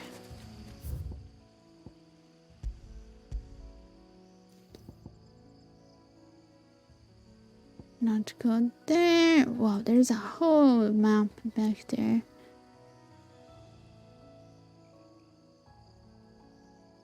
Aside from that, we did look at everything.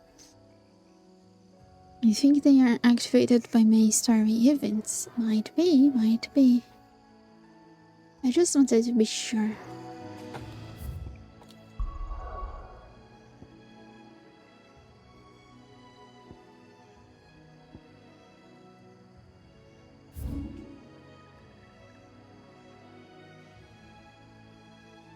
Yeah, there are many places like not accessible anymore.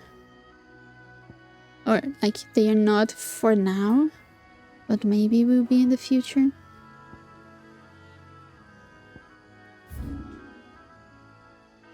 Like in here and here.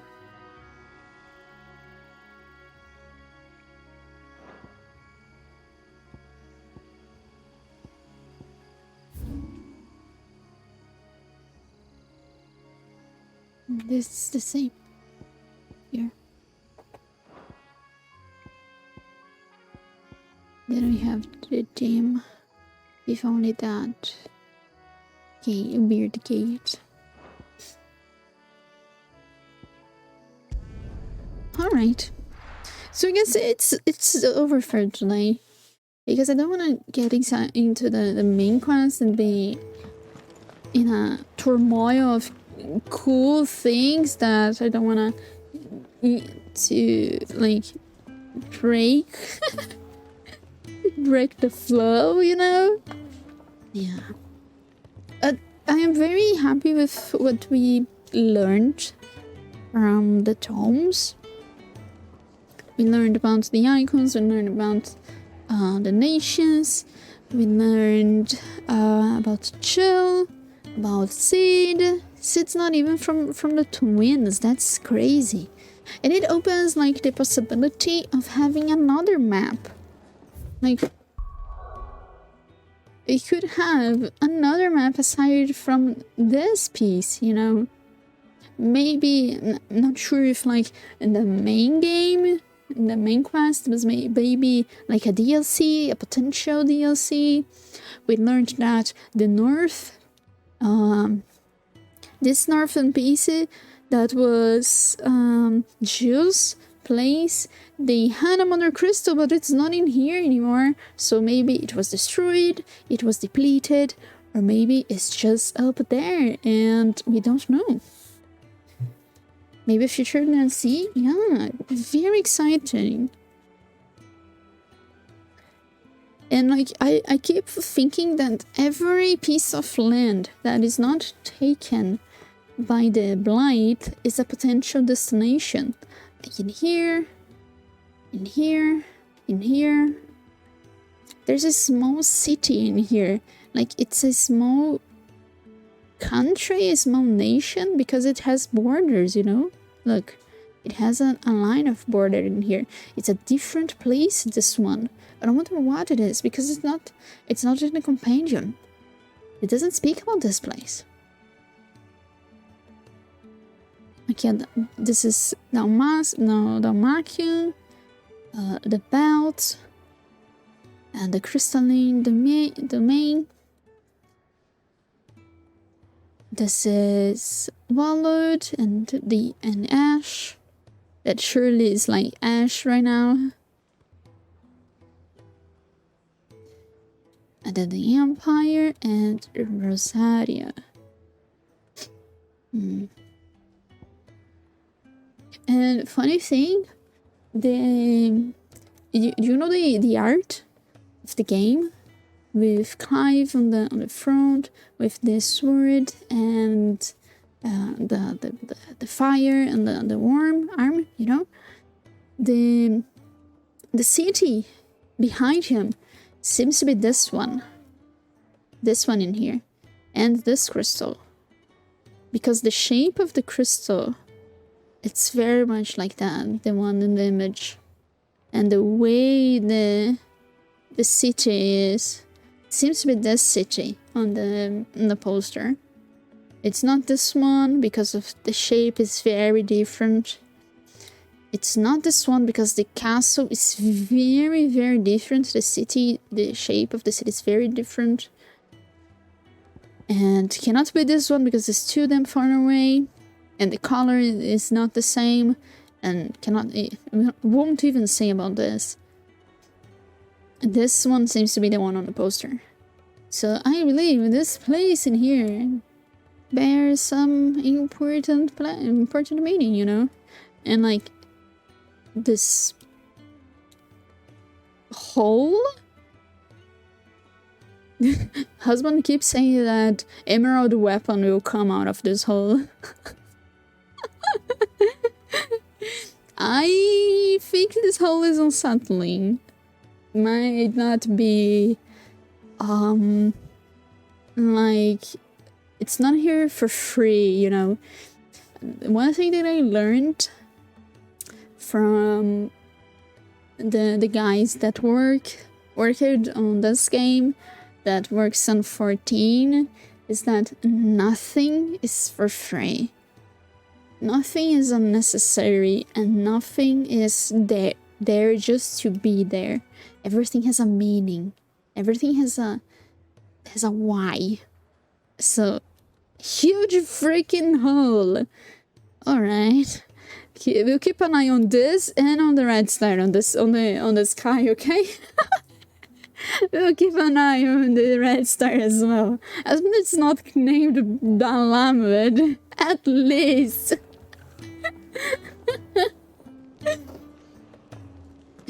But alright. Let's I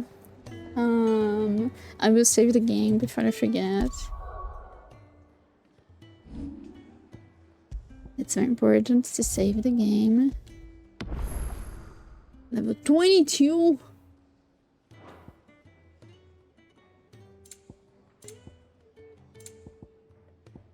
I guess I could get this, but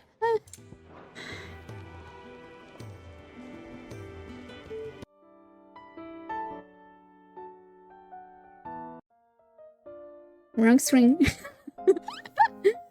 Let's see if there's anyone that we can raid.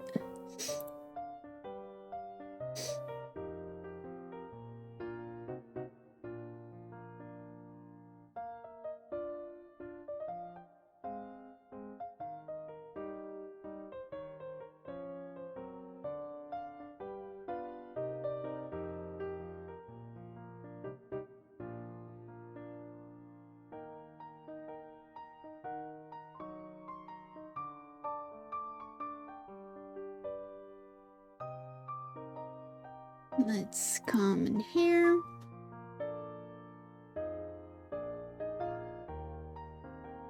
Right. There you go. Here is the right message for the subscribers and the one for no subscribers. There you go. Thank you for coming today. Thank you to everyone that came and lurked a little bit and said hi and redeemed the heart. Thank you, Jumper, for staying throughout the game and enjoying with me. And also Koro. Koro was there for a long time. At least you both were in chat. I'm pretty sure I see that more people are there, but you are so important. All the lurkers. Thank you so much. So next stream is on Thursday and we will be back to main quest. Right? We go to the capital, it seems. Looking forward to that. I really felt that I needed to take a break and recap the information that we had about everyone, about the icons, because we had so many questions. And now we are good. We're good to go. We all know that Ultima is here, and I'm looking forward for her appearance. Anyway, thank you so much for coming. Have a good rest, and I see you. Bye bye.